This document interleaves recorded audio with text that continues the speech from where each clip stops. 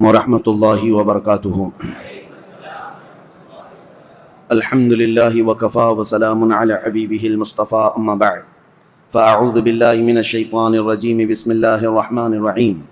مثل الذین ينفقون اموالهم فی سبیل اللہ کمثل حبۃ انبتت 7 سنابل فی کل سنبلۃ 100 حبۃ واللہ یضاعف لمن یشاء واللہ واسع علیم۔ صدق اللہ مولانا العظیم۔ بارگاہ رسالت مآب صلی اللہ تعالی علیہ وسلم میں درود پاک کا ہدیہ پیش کریں۔ اللہم صلی علی سیدنا و مولانا محمد معدن الجود والکرم وآلہ واصحابہ الکرام وابنہ الکریم وبارک وسلم صلاة دائمة سرمدا ابدا۔ عزیزان گرامی وقار، اسلامی تاریخ کے خلافت کے دور کا یہ تیسرا مرحلہ ہے جب سیدنا عمر ابن خطاب رضی اللہ تعالیٰ عنہ کی شہادت ہو چکی تھی، اور یہ ایسا مرحلہ ہے کہ سیدنا عمر فاروق رضی اللہ تعالیٰ عنہ کی شہادت کے بعد ایک بہت بڑی ذمہ داری امت پر عائد ہو چکی تھی، کیونکہ اسلام کی سرحدیں کافی دور تک جا چکی تھیں۔ جیسے کہ فتوحات اسلامیہ میں نے عرض کیا ہے، ملک شام، ایران، یمن، مصر، فلسطین، یہ سارے علاقے دائرہ اسلام میں آ چکے تھے، حتیٰ کہ آذربائیجان تک کا علاقہ۔ دور فاروقی میں اسلام وہاں تک پہنچ چکا تھا، اور صحابہ اکرام رضوان اللہ تعالیٰ علیہ مجمعین نے وہاں تبلیغ اسلام شروع فرمائی اور پرچم اسلام لہرایا۔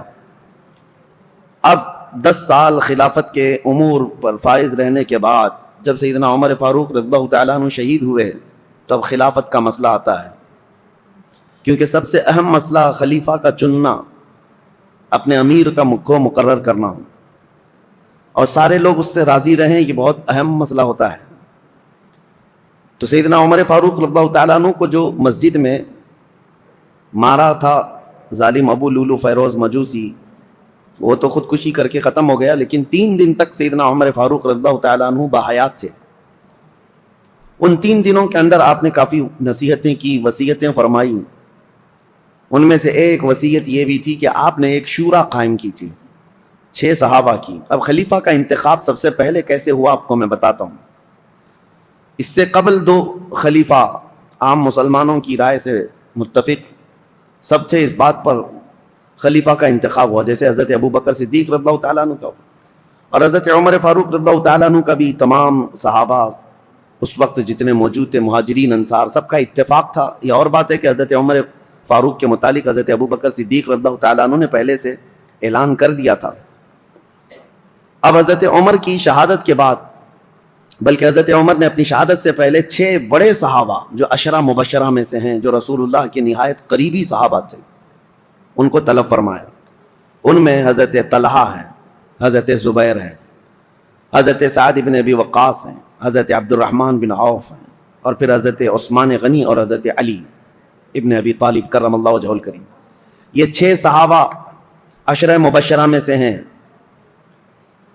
ان کے متعلق رسول اللہ صلی اللہ علیہ وسلم نے دنیا میں ہی جنت کی بشارت دی ہے، اور یہ معزز تھے، سابقین اولین میں سے تھے، یعنی سب سے پہلے اسلام لانے والوں میں سے تھے۔ حضرت عمر فاروق رضی اللہ تعالیٰ عنہ نے ان 6 سے کہا کہ تم سب اتفاق رائے سے مسلمانوں کے لیے امیر کا انتخاب کر لینا، کسی خلیفہ کا انتخاب کر لینا، اور زیادہ دن تک مسلمانوں کو الجھن کا شکار ہونے نہ دینا۔ یہاں تک کہ حضرت مغیرہ بن شعبہ رضی اللہ تعالیٰ عنہ ایک صحابی ہیں، ان کو، حضرت ابو موسیٰ اشعری ایک صحابی، ان کو حضرت عمر فاروق رضی اللہ تعالیٰ عنہ نے ایک گھر کے دروازے پر جمع کر دیا تھا۔ یہ 6 صحابہ اندر ہیں، اور کچھ مہاجرین اور انصار صحابہ ہیں، کہ کسی بھی باہر والے شخص کو یہاں اندر آنے نہ دینا جب تک کہ یہ لوگ خلیفہ کا انتخاب نہ کر لیں، فتنہ ہو سکتا ہے۔ نئے لوگوں کا شامل ہونا فتنے کا سبب بنتا ہے۔ حضرت عمر فاروق رضی اللہ تعالیٰ عنہ کی یہ بڑی دور اندیشیاں ہیں۔ میں ابھی اور بھی آپ کو بتاؤں کہ ان کی سیاست کیسی تھی حضرت عمر فاروق کی، جس کی وجہ سے معاملات کتنے ٹھیک ٹھاک تھے۔ 6 لوگوں کے اوپر آپ نے یہ ذمہ داری چھوڑی۔ اب انتخاب کیسے ہوا، خلیفہ کو کیسے منتخب کیا گیا، کیسے الیکٹ کیا گیا یا سیلیکٹ کیا گیا؟ اس کا طریقہ یہ رہا کہ حضرت عبد الرحمن بن عوف، ان کا بڑا کردار ہے، اس میں بڑا اہم رول ہے۔ یہ پہلے مدینہ طیبہ میں مہاجرین اور انصار صحابہ کے پاس قریب جا کر کے ان کی رائے لیتے تھے، تم بتاؤ تمہاری رائے کیا ہے، تم بتاؤ تمہاری رائے کیا ہے، رسول اللہ صلی اللہ علیہ وسلم کے اصحاب میں سب سے افضل اب کون ہے اور کس کو خلیفہ ہونا چاہیے؟ تو اکثر مہاجرین اور انصار حضرت عثمان غنی کے بارے میں کہتے تھے کہ حضرت عثمان بن عفان کو ہونا چاہیے، کیونکہ وہ داماد رسول بھی ہیں اور اسلام پر ان کا بڑا احسان ہے امت پر، اور بڑے فیاض ہیں، سخی ہیں، اس اعتبار سے۔ اب اس کے بعد سب کی رائے لے کر کے حضرت عبد الرحمن بن عوف آئے اور پھر حضرت عمر فاروق کا انتقال ہو گیا۔ پھر یہ 6 لوگ بیٹھے ہیں تو عبد الرحمن بن عوف کھڑے ہوئے، کہا میری تو خواہش نہیں ہے خلیفہ بننے کی۔ حضرت عمر نے 6 لوگوں کا نام دیا تھا کہ 6 میں سے کوئی بھی ایک منتخب کر لو، میری تو خواہش نہیں ہے خلیفہ بننے کی۔ تو ان کی بات پر حضرت سعد بن ابی وقاص کھڑے ہوئے، کہا میری بھی خواہش نہیں ہے خلیفہ بننے کی۔ 2 تو نکل گئے۔ اس کے بعد حضرت عبد الرحمن بن عوف نے کہا یہ تعداد کو اور کم کرنا چاہیے۔ حضرت زبیر سے پوچھا آپ کی کیا خواہش ہے؟ کہا کہ میں اپنے لیے نہیں، حضرت علی کے لیے میں اپنے آپ کو ترجیح دیتا ہوں۔ سجیسٹ کیا کہ میری طرف سے حضرت علی کرم اللہ وجہہ الکریم۔ حضرت طلحہ سے پوچھا گیا آپ کی کیا رائے ہے؟ انہوں نے کہا میں اپنی جو خواہش ہے یا میرے خلیفہ بننے کی اگر کسی نے امید رکھا ہو تو میں یہ سارا قربان کرتا ہوں حضرت عثمان غنی کے ہاتھ پر۔ 2 اور کم ہو گئے۔ حضرت طلحہ نے کہا میری خواہش نہیں ہے، میں حضرت عثمان کو سجیسٹ کرتا ہوں، اور حضرت زبیر نے کہا میں حضرت علی کو سجیسٹ کرتا ہوں۔ 4 کم ہو گئے یہ 6 کی شورا کی جماعت میں۔ پہلے 2 تو انہوں نے کہا ہم خلیفہ کے امیدوار ہے ہی نہیں۔ تو جب یہ 4 پیچھے ہٹ گئے تو اب حضرت علی اور حضرت عثمان 2 بچے تھے، حضرت عبد الرحمن بن عوف۔ اب ان دونوں کے درمیان کسی کو منتخب کرنا ہے، تو پہلے حضرت عثمان غنی کے پاس گئے، نہیں پہلے حضرت علی کرم اللہ وجہہ الکریم کے پاس گئے، کہا میں اللہ کے احکام اور رسول اللہ کی سنت پر اور آپ سے ہم سے پہلے جو گزر چکے 2 خلفاء کی سنت پر آپ سے بیعت لینا چاہوں، تو آپ کا کیا ارادہ ہے؟ حضرت علی رضی اللہ تعالیٰ عنہ نے فرمایا دیکھا جائے گا۔ آپ نے اتنا ہی جواب دیا۔ اور اس کے بعد حضرت عبد الرحمن بن عوف نے کہا کہ اگر میں آپ کی بیعت نہ کروں، حضرت علی سے پوچھا آپ حقدار ہیں، ابھی امیدوار ہیں؟ حضرت عبد الرحمن بن عوف خود کہتے ہیں اگر میں آپ کی بیعت نہ کروں تو آپ میرے لیے کس کو مشورہ دیں گے آپ کے علاوہ؟ حضرت علی نے کہا اگر آپ میرے ہاتھ پہ نہیں بیعت کرنا چاہتے ہیں تو میں مشورہ دیتا ہوں کہ عثمان بن عفان کے ہاتھ پہ بیعت کرو۔ حضرت عبد الرحمن بن عوف پھر حضرت عثمان کے پاس آئے، کہا میں اللہ کے احکام اور رسول اللہ کی سنتوں پر اور 2 پیشتر خلفاء کی سنتوں پر آپ سے بیعت لینا چاہوں۔ تو حضرت عثمان غنی نے کہا ٹھیک ہے، انہوں نے منظوری دی۔ پھر حضرت عثمان غنی سے حضرت عبد الرحمن بن عوف نے یہ پوچھا کہ اگر میں آپ سے بیعت نہ کروں، آپ حقدار ہیں، آپ خلافت کے مستحق ہیں، اس کے باوجود اگر میں آپ کے ہاتھ میں بیعت نہ کروں تو میرے لیے کسی دوسرے آدمی کے متعلق آپ مشورہ دے سکتے ہیں، میں کس کے ہاتھ میں بیعت دوں؟ حضرت عثمان غنی نے کہا اگر آپ میرے ہاتھ پہ بیعت نہیں ہونا چاہتے تو میں مشورہ دیتا ہوں علی بن ابی طالب کے ہاتھ پہ ہو جائے۔ یہ الگ الگ لے جا کر کے حضرت عبد الرحمن بن عوف نے پوچھا تھا، ان کو الگ لے جا کر، ان کو الگ لے جا کر، اور اس کے بعد پھر یہ بھی پوچھا تھا دونوں سے کہ اگر آپ کے ہاتھ پر بیعت نہ کی جائے تو کیا آپ کو اس کا قلق ہوگا؟ کہا قطعاً نہیں ہوگا، اس بات کا نہ غم ہوگا نہ قلق ہوگا۔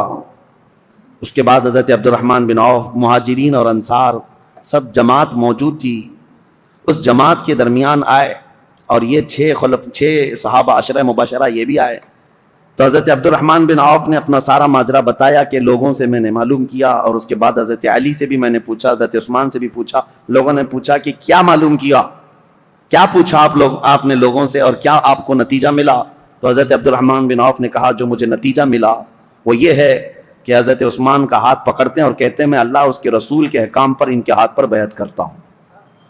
عبد الرحمن بن عوف رضی اللہ تعالیٰ عنہ کی بڑی عزت تھی۔ آپ نے جیسے ہی بیعت کیا، 2nd نمبر پر سب سے پہلے حضرت علی کرم اللہ وجہہ الکریم نے بیعت کیا، کہا کہ ہم حضرت عثمان ابن عفان کو خلیفہ برحق تسلیم کرتے ہیں۔ اور اس کے بعد جوق در جوق مہاجرین اور انصار صحابہ کے جتنے بھی جماعتیں تھی، طبقے تھے، سبوں نے حضرت عثمان غنی کے ہاتھ پر بیعت کر لیا، اور بالاتفاق صحابہ کا اجماع ہوا اس بات پر حضرت عثمان غنی کے ہاتھ پر سبوں نے بیعت کیا۔ لیکن ایک مسئلہ تھا، حضرت عثمان غنی رضی اللہ تعالیٰ عنہ خلیفہ تو مقرر ہو گئے، اس خلیفہ کے انتخاب میں تقریباً 15 سے 20 دن کا عرصہ گزر گیا. جب حضرت عثمان غنی رضی اللہ تعالیٰ عنہ تشریف لائے تو چونکہ آپ کی ولادت سے لے کر کے اب تک کے حالات اس سے قبل آپ نے سنا ہوگا، پھر مختصر میں آپ کو بتاؤں. مکہ مکرمہ میں شریف النفس تھے، طبیعت کے بڑے خلیق مزاج، اعلیٰ اخلاق کے تھے، شرم و حیا کے پیکر تھے. جہالت کے زمانے میں بھی کبھی آپ نے بتوں کی پوجا نہیں کی، نہ کبھی شراب نوشی کی، نہ کبھی جوا کھیلا، نہ کبھی گانا گایا. عربوں میں تو یہ سب چیزیں مشہور تھیں. اسلام لانے سے پہلے بھی آپ پاک باز تھے، عفت شعار تھے. حضرت عثمان خود کہتے ہیں کہ میں اسلام میں تیسرے نمبر پر داخل ہوا ہوں، اور حضرت ابوبکر صدیق رضی اللہ تعالیٰ عنہ کی تبلیغ پر تیسرے نمبر پر اسلام لانے والے حضرت عثمان غنی ہیں. اور عجیب اتفاق ہے کہ رسول اللہ کے بعد تیسرے نمبر پر خلیفہ بننے والے بھی عثمان ابن عفان. اسلام میں آنے میں بھی آپ کا تیسرا نمبر ہے، اور خلفائے راشدین میں بھی آپ کا تیسرا نمبر ہے. حضرت عثمان غنی رضی اللہ تعالیٰ عنہ حضور صلی اللہ تعالیٰ علیہ وسلم کے اصحاب الفیل کا جو واقعہ پیش ہے اس کے 7 سال بعد پیدا ہوئے تھے. 7 سال بعد، بعض حضرات نے کہا 6 سال بعد پیدا ہوئے. حضور صلی اللہ تعالیٰ وسلم کی بعثت کے 6 سال بعد پیدا ہوئے. اس اعتبار سے جب جوان ہوئے تو نبی پاک صلی اللہ تعالیٰ علیہ وسلم نے اپنی ایک بیٹی آپ کے نکاح میں دیا، حضرت ام کلثوم کو. اور ان کے انتقال کے بعد حضرت رقیہ کو، اور حضرت رقیہ کے انتقال کے بعد حضور صلی اللہ علیہ وسلم نے اپنی دوسری بیٹی حضرت ام کلثوم کو نکاح میں دیا. اور یہ حضرت عثمان غنی رضی اللہ تعالیٰ عنہ کے متعلق میرے آقا صلی اللہ علیہ وسلم کا فرمان علی شان ہے. انبیاء کرام علیہ السلام میں حضرت لوط علیہ السلام کے بعد یہ پہلے ہیں جنہوں نے اپنی اہلیہ کے ساتھ اللہ کی طرف ہجرت کی. کیونکہ حضرت عثمان غنی حبشہ گئے تھے ہجرت کر کے. جو 70 صحابہ ہجرت کر کے گئے تھے مکہ سے، مدینے کی ہجرت سے پہلے ایک اور ہجرت ہوئی ہے، 70 کے قریب صحابہ، اور اس میں عورتیں بھی تھیں. اس میں حضرت عثمان غنی رضی اللہ تعالیٰ عنہ اور ان کی اہلیہ محترمہ حضور صلی اللہ علیہ وسلم کی زوجہ، حضور صلی اللہ علیہ وسلم کی بیٹی، یہ ہجرت کر کے حبشہ گئے تھے. اس پر ان کی بڑی فضیلت ہے. ان کو صاحب الہجرتین کہا جاتا ہے، 2 ہجرتوں والا، اور ذو النورین کہا جاتا ہے کہ 2 نور والا. اور حضور اکرم صلی اللہ تعالیٰ علیہ وسلم نے یہ بھی فرمایا اب تک روئے زمین پر کوئی ایسا شخص نہیں جس کے عقد میں ایک نبی کی 2 بیٹیاں آئی ہوں سوائے عثمان بن عفان کے. حضرت عثمان غنی رضی اللہ تعالیٰ عنہ کے نکاح میں آئی، ایک کے انتقال کے بعد دوسری. اور نبی پاک صلی اللہ تعالیٰ علیہ وسلم یہ بھی فرماتے اگر میری 100 بیٹیاں ہوتی ایک کے بعد دیگرے اگر انتقال کر جاتی تو سب میں عثمان کے نکاح میں دیتا. حضرت عثمان غنی کے متعلق میرے آقا یہ بھی فرماتے یہ میرے دادا، میرے جد امجد حضرت ابراہیم علیہ السلام سے ملتے جلتے ہیں. اور یہ بھی فرمایا کہ عادتوں میں، خصلتوں میں حضرت عثمان کے متعلق میرے آقا فرماتے کہ یہ میری عادتوں سے بہت ملتے جلتے ہیں. تو یہ رہے ان کے فضائل، یہ رہے ان کے اوصاف، ان کے کمالات. بلکہ ان کی فضیلتوں میں سب سے بڑی بات یہ ہے میرے آقا صلی اللہ تعالیٰ علیہ وسلم کی خود عادت کریمہ تھی. جب عثمان غنی حجرے میں آتے یا رسول اللہ کے پاس آتے، نبی پاک صلی اللہ تعالیٰ علیہ وسلم اپنے کپڑے سیدھے فرما لیتے. اگر پنڈلیوں تک بھی تہبند آ جاتی حضور کی تو آپ سیدھا کر لیتے. اور جب حضرت عثمان آتے تو حضور صلی اللہ تعالیٰ علیہ وسلم سیدھے ہو کر بیٹھ گئے یا اس طرح فرماتے. تو صحابہ حضرت عائشہ نے خود پوچھا تھا کہ عثمان کے آنے پر آپ اس طرح کیوں کرتے ہیں؟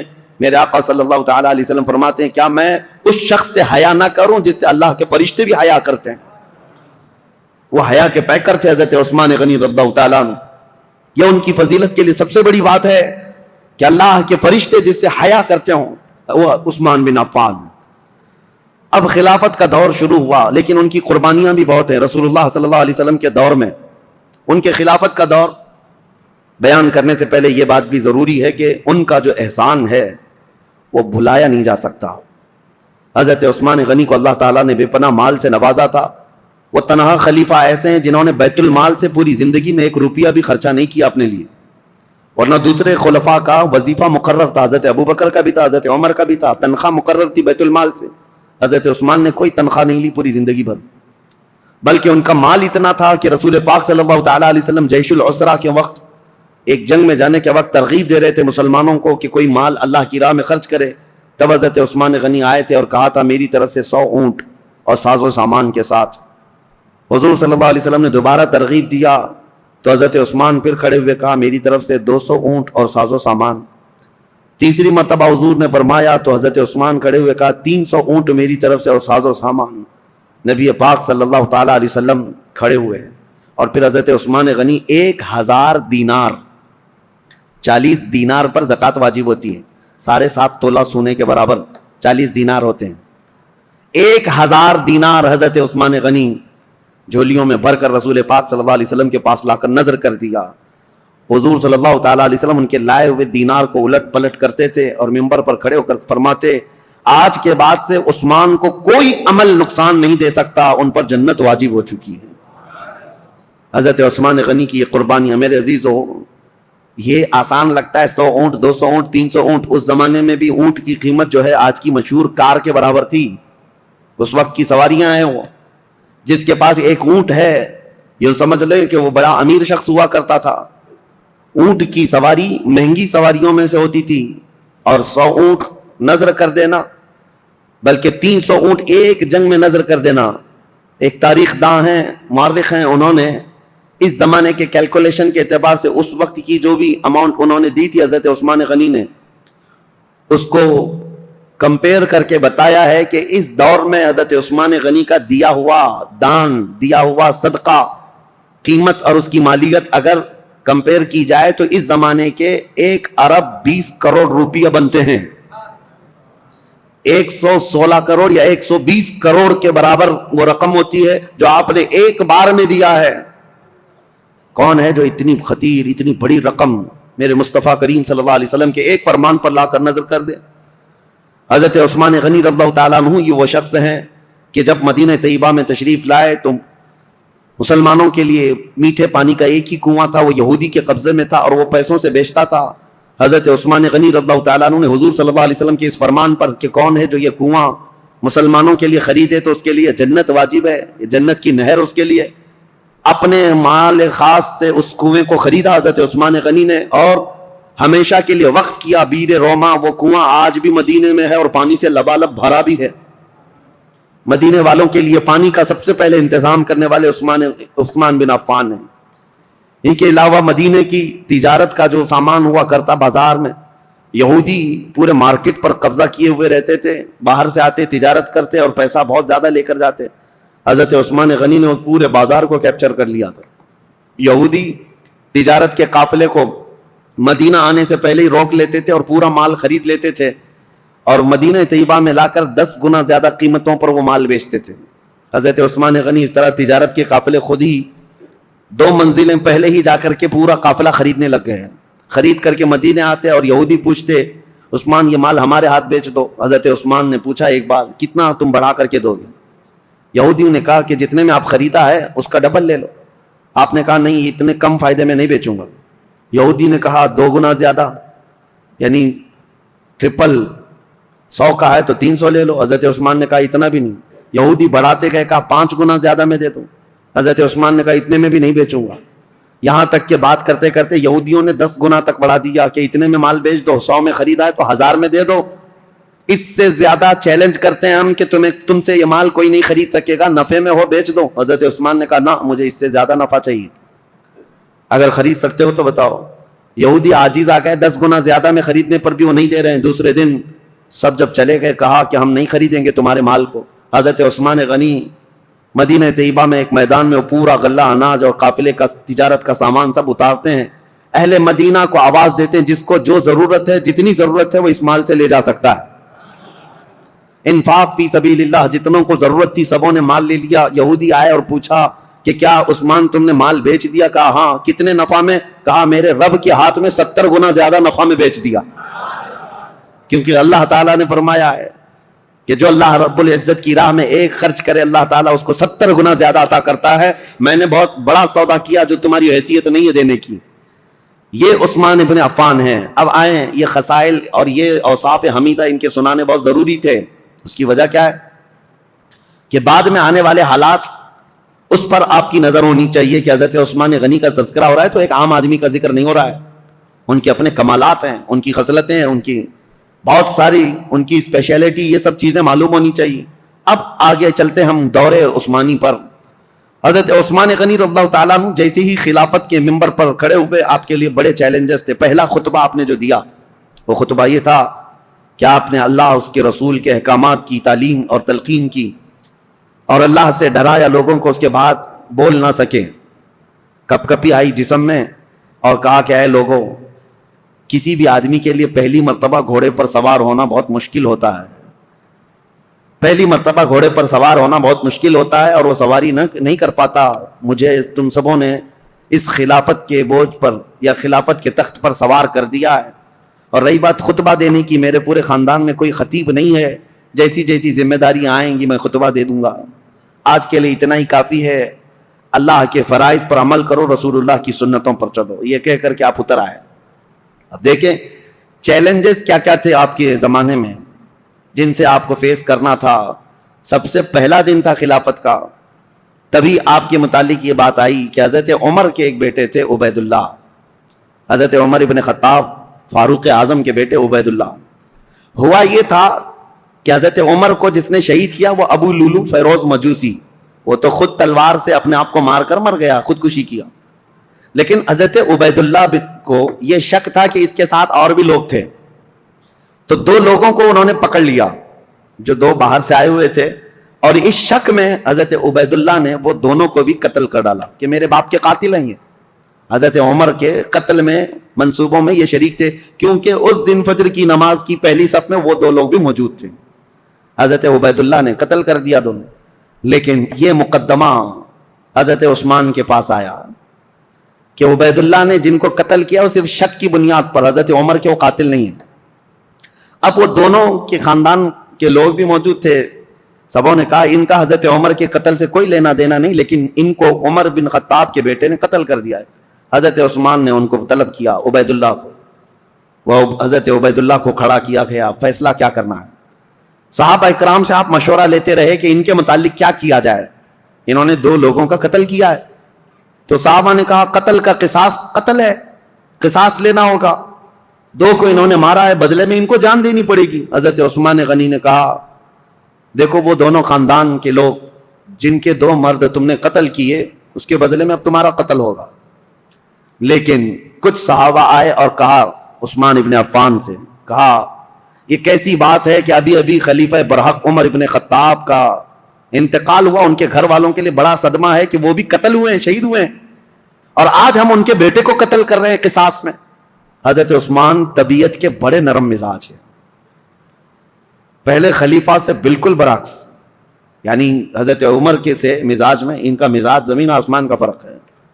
حضرت عثمان غنی رضی اللہ تعالیٰ عنہ نے وہ دونوں مقتول جو تھے، قتل ہوئے تھے، ان کے خاندان والوں سے کہا کہ اگر تم بدلے میں قصاص میں جان کے بدلے کوئی اور چیز طلب کرنا چاہو تو بتاؤ. انہوں نے کہا ہمیں مال کی ضرورت ہے. حضرت عثمان نے جتنا انہوں نے طلب کیا تھا اس کا 10 گنا بڑھا کر کے اپنے جیب خاص سے وہ دونوں کے قتل کی دیت عطا کر دی. خون بہا اس کو کہا جاتا تھا، اور قتل کے بدلے میں یہ فدیہ دے کر کے ان کو آزاد کر، ان کو رخصت کر دیا. اس طرح حضرت عبید اللہ بن عمر کو بھی انہوں نے بچا لیا. یہ پہلا مقدمہ تھا جو حضرت عثمان ابن عفان کی خلافت کے دور میں پیش آیا. لیکن اس مقدمے کا چرچا سب جگہ پھیلا کہ آپ کا یہ عدل تھا کہ حضرت عثمان غنی رضی اللہ تعالیٰ عنہ نے مقتولین کے گھر بھی بھاری بھرکم معاوضہ پہنچایا اور حضرت عمر ابن خطاب کے گھرانے کو بھی بچا لیا. یہ حالات زیادہ دن تک نہیں چلے. بہرحال اب مجھے یہ بتانا ضروری ہے کہ حضرت عثمان ابن عفان رضی اللہ تعالیٰ عنہ طبیعت کے نرم مزاج تھے. جب آپ خلافت پر بیٹھے تھے اس وقت تو آپ کی عمر 70 سال کے قریب تھی. حضرت عثمان غنی رضی اللہ تعالیٰ عنہ 70 سے اوپر تھی. 70 سال کی عمر کے بعد آپ کو خلافت پر فائز کیا گیا ہے. آپ نے اپنے دور میں جو فوجیں بھیجی اور بہت سارے جو ممالک اسلامیہ یعنی دوسرے ممالک جو اسلام میں آئے ان کی بھی ایک لمبی فہرست ہے. پہلا تو یہ ہے کہ حضرت عثمان ابن عفان رضی اللہ تعالیٰ عنہ کے دور میں اسپین جو اس زمانے میں اندلس کہا جاتا تھا، آج کا اسپین، یہ حضرت عثمان غنی کے دور میں فتح ہوا. اور اسلامی فوجوں میں سب سے پہلے فوجیں پہلے میدان میں اتر کر کے لڑتی تھیں. لمبا لمبا سفر کیا ہے صحابہ نے.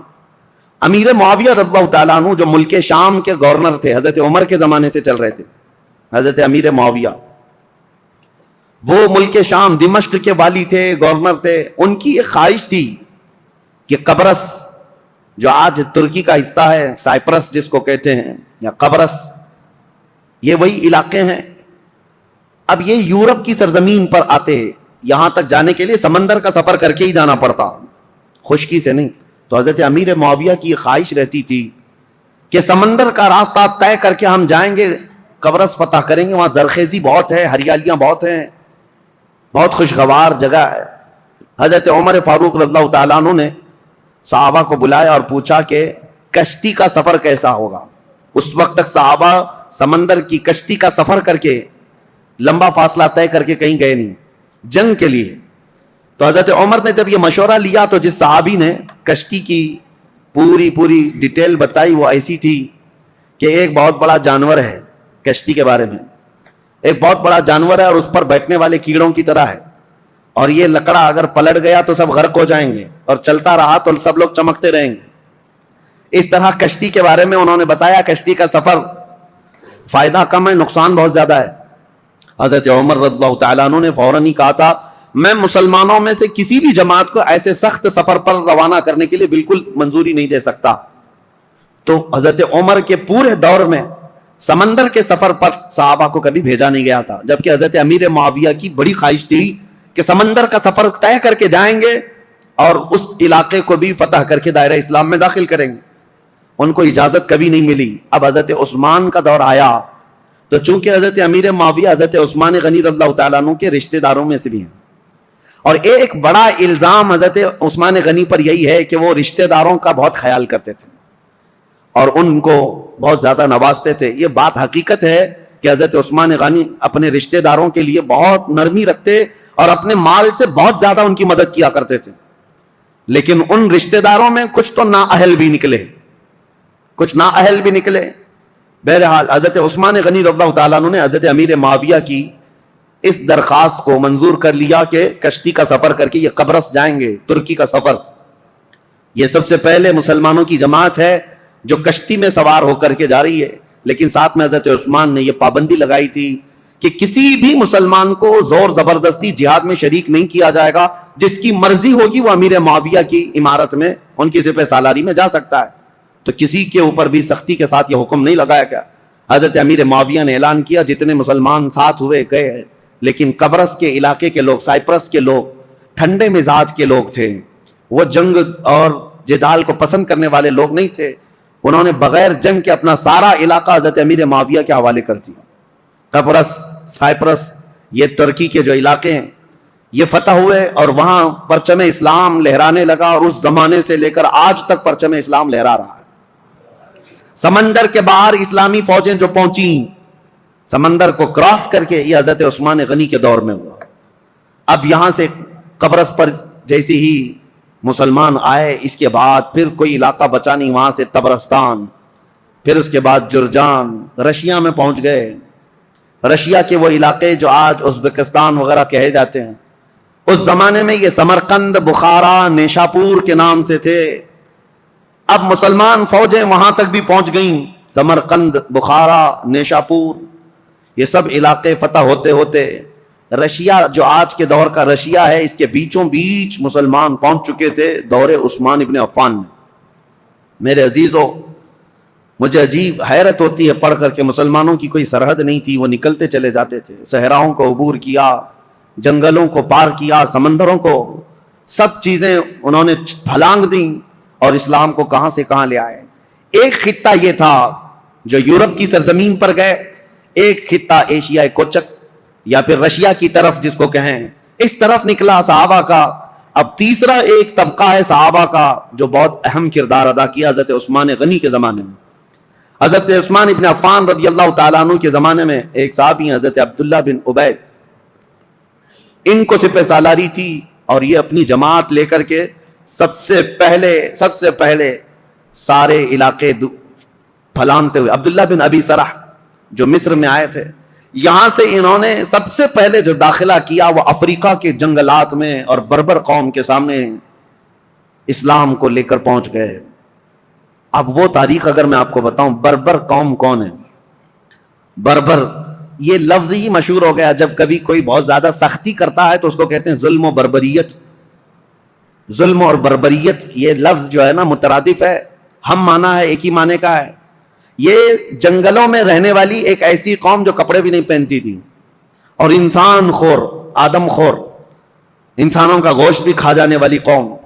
اور ان کی زبان نہیں، نہ ادھر کبھی انسانوں میں ان کا آنا جانا ہے. وہ جنگلات میں رہنے والی قوم، اور ذرا برابر ان کے دل میں رحم نہیں، جس چیز کو دیکھیں مار ڈالیں، بہت سختی کے ساتھ مار ڈالیں. اور نہ ہی کوئی تہذیب، کوئی سلیقہ، نہ کوئی اخلاق، عام سی زندگی گزارتے، جانوروں کی طرح رہتے. بلکہ ان کے ہاں مردوں اور عورتوں کا اختلاط ایسے ہی ہوتا تھا جیسے جانوروں کا ہوتا ہے. یہ بربر قوم افریقہ کے جنگلات میں رہنے والی، اس قوم کے پاس بھولے بھٹکے اگر کوئی انسان پہنچ بھی جاتا تو ان کا لقمہ بن جاتا تھا. شام میں اس کا کباب بننے والا ہوتا، وہ اس کو بھون کر کھا جاتے تھے. اس سخت ترین قوم کے پاس جانا ایک بہت بڑا چیلنج تھا. رسول پاک صلی اللہ تعالی علیہ وسلم کے عظیم ترین صحابہ جو چٹانوں کے پاس بھی جمے رہ گئے، سمندروں کو بھی انہوں نے پھلانگ دیا، وہ انسانوں کی ایک جماعت سے کیسے پیچھے ہٹتے ہیں، وہاں پر بھی پہنچ گئے. افریقہ کی اس بربر قوم کے پاس پہنچے.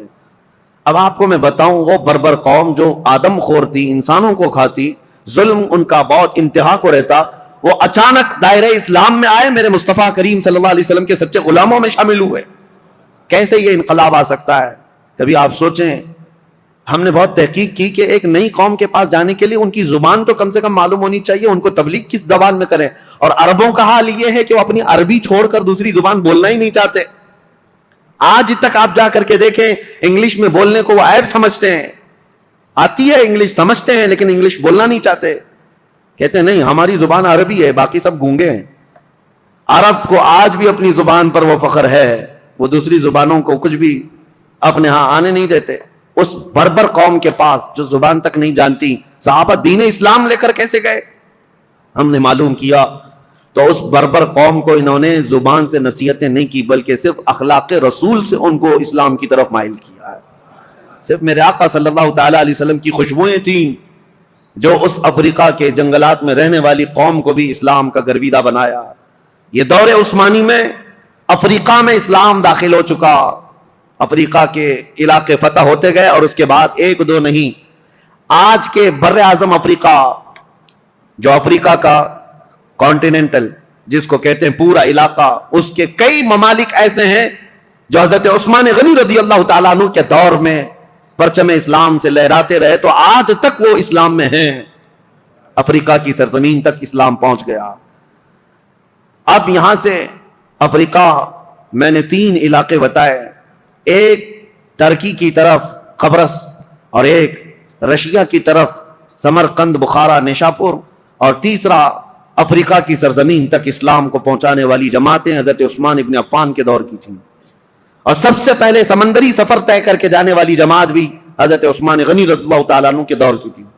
خلافت کے کل 12 سال آپ کو ملے. حضرت عثمان غنی رضی اللہ تعالیٰ عنہ خلافت کے کل 12 سال تھے.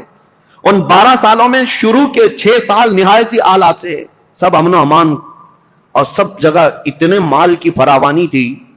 حضرت عثمان غنی کا دور اتنا خوشحال تھا کہ جو مال غنیمت ملتا، حضرت عثمان غنی جو اس میں تقسیم کرتے تو ایک ایک آدمی کو اس زمانے میں 1-1 لاکھ درہم ملتے تھے. 1-1 لاکھ درہم، جس کی وجہ سے کچھ لوگوں میں نکما پن آ گیا. جب مال زیادہ آتا ہے تو کام کرنے کی اور کمانے کی عادت چھوٹنے لگتی ہے. پیسہ زیادہ آ گیا تو اب کیا کریں گے؟ عیش کریں گے. تو کچھ نوجوانوں کے اندر یہ خرابی آنے لگ گئی تھی. وہ گلیل لیتے تھے، کبوتروں کو مارتے ہیں اور کبوتر بازی کرنے لگتے، اڑاتے رہتے تھے. پیسے کا نشہ ہی کھیل کود میں لگا دیتا ہے. حضرت عثمان غنی رضی اللہ تعالیٰ عنہ نے اتنا مال تقسیم کیا تھا کہ یہ نکمے ہونے لگے. اس کے لیے باضابطہ طور پر ایک آفیسر، ایک وزیر بنایا حضرت عثمان غنی نے. اور اس سخت قسم کے وزیر، وہ صحابی رسول تھے، سب کی گلیلیں پکڑ کر انہوں نے کاٹ دی، اور جتنے کھیلتے تھے کبوتر ان سب کو قید کیا. یہ سختی کے ساتھ آپ نے کبوتر بازی کو بند کیا تھا.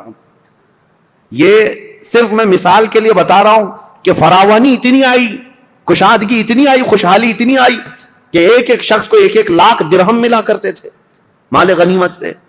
اب یہ فراوانی آنے کے بعد ہی، اسی لیے کہتے ہیں نا، جب مال زیادہ ہوتا ہے تو لوگوں میں فتنے بھی بڑھنے لگ جاتے ہیں، فتنے بھی زیادہ ہونے لگتے ہیں. ایک بات آپ یاد رکھنا، اس مسجد کے صدر ٹرسٹی بننے کی بہت زیادہ خواہش ہوتی ہے جس مسجد کی انکم زیادہ ہوتی ہے. بہت سارے لوگوں کا یہ حال ہے کسی غریب مسجد میں ٹرسٹی بنا اور دوسرے دن استعفا دے کے بھاگا ہے گا. یہاں تو کچھ ہے ہی نہیں, بلکہ بار بار چندہ کر کر کے امام کو دینا پڑتا ہے, بار بار چندہ کر کے مسجد کو دیکھنا پڑتا ہے. غریب مسجد کا جلدی کوئی بننا نہیں چاہتا. ہاں, جس کی بہت ساری دکانیں ہیں, بہت سارا اس کا انکم کا آنا جانا لگا ہوا ہے, دیکھو کتنے امیدوار ہیں, ہر گلی میں ایک صدر کھڑا ہے. مال زیادہ ہے تو فتنے بھی زیادہ. جب مال زیادہ بڑھنے لگتا ہے تو سب کی آنکھیں بھی کھل جاتی ہیں کہ ہمیں بھی خدمت کرنے کا موقع ملے. سب بات یہی کرتے ہیں, ہم کو بھی خدمت کرنے کا موقع ملے. اس میں کس کی خدمت کا؟ پیٹ کی خدمت کا. یہ موقع بہت سارے لوگوں کو چاہیے ہوتا ہے. اسی لیے سیدنا ابو بکر صدیق اور حضرت عمر کے دور کا یہ حال تھا کہ وہ بیت المال میں ایک درہم بھی بچاتے نہیں تھے, بانٹ کر کے جھاڑو بھی جھاڑ دیتے تھے. یہاں مال رہے گا تو فتنہ نہ ہونے پائے. اب دو چیزیں حضرت عثمان غنی رضی اللہ تعالیٰ عنہ کے دور میں آئیں اور مسلمانوں پر ایک بہت برا اثر قائم کر گئیں. ایک تو یہ تھی کہ خوشحالی بہت زیادہ آئی. اب اسلام بہت دور دور تک جا چکا ہے. ظاہر سی بات ہے, اتنی دور تک ایک خلیفہ کی نگرانی میں چل رہا اتنا بڑا خطہ. یہ ضروری تو نہیں کہ ہر اسلام میں آنے والا سب مخلص ہی ہوگا. کئی فتنے بھی تھے, کئی نئے لوگ اس میں آ رہے تھے. اب حضرت عثمان غنی رضی اللہ تعالیٰ عنہ کے دور خلافت میں جو بڑے معاملات پیش آئے اس کی طرف میں آتا ہوں. دوسرا ایک کام یہ ہو گیا تھا کہ حضرت عمر کے زمانے میں ان کی دور اندیشی دیکھیں. حضرت عمر کی, حضرت عمر نے ایک پابندی لگائی تھی. جو بڑے بڑے صحابہ تھے قریش خاندان کے, ان سب کو پابندی لگا رکھی تھی حضرت عمر نے کہ کوئی بھی مدینے کے باہر جائے گا نہیں. کیوں جانتے ہیں؟ میں پڑھ کر کے حیرت میں تھا کہ حضرت عمر نے یہ پابندی کیوں لگائی تھی. شہزادوں کو بھی پابندی تھی, بڑے صحابہ کو بھی پابندی تھی کہ باہر جائیں گے تو نئے نئے علاقے ہیں, اور رسول اللہ صلی اللہ علیہ وسلم کی رشتہ داری کا اعزاز لے کر یہ سب سر آنکھوں پر بٹھائیں گے اور ان کو اتنا چڑھائیں گے کہ خلیفہ کے خلاف بھڑکا بھی دیں گے, آپ ہی خلیفہ بن جائیں. ہر علاقے کا ایک پیر صاحب ہو جائے گا.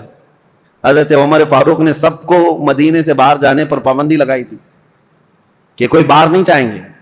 یہ ان کی دور اندیشی تھی. یہ نہیں ہے کہ مسلمانوں کا ایک خلیفہ پر متفق ہونا بہت ضروری ہے, ورنہ سب کا سب نظام درہم برہم ہو سکتا ہے. لیکن حضرت عثمان غنی نے یہ پابندی ہٹا دی تھی. اب ہوا یہ کہ جو بھی صحابی قریش خاندان سے باہر جاتے تھے, جو نئے علاقے اسلام میں آئے تھے, وہ جوک در جوک انہیں دیکھنے کے لیے آتے تھے. یہ رسول اللہ کے خاندان کے ہیں, یہ رسول پاک صلی اللہ تعالیٰ علیہ وسلم کے اہل بیت میں سے ہیں, قریش سے ہیں, اور سب ان کے پاس جمع ہوتے.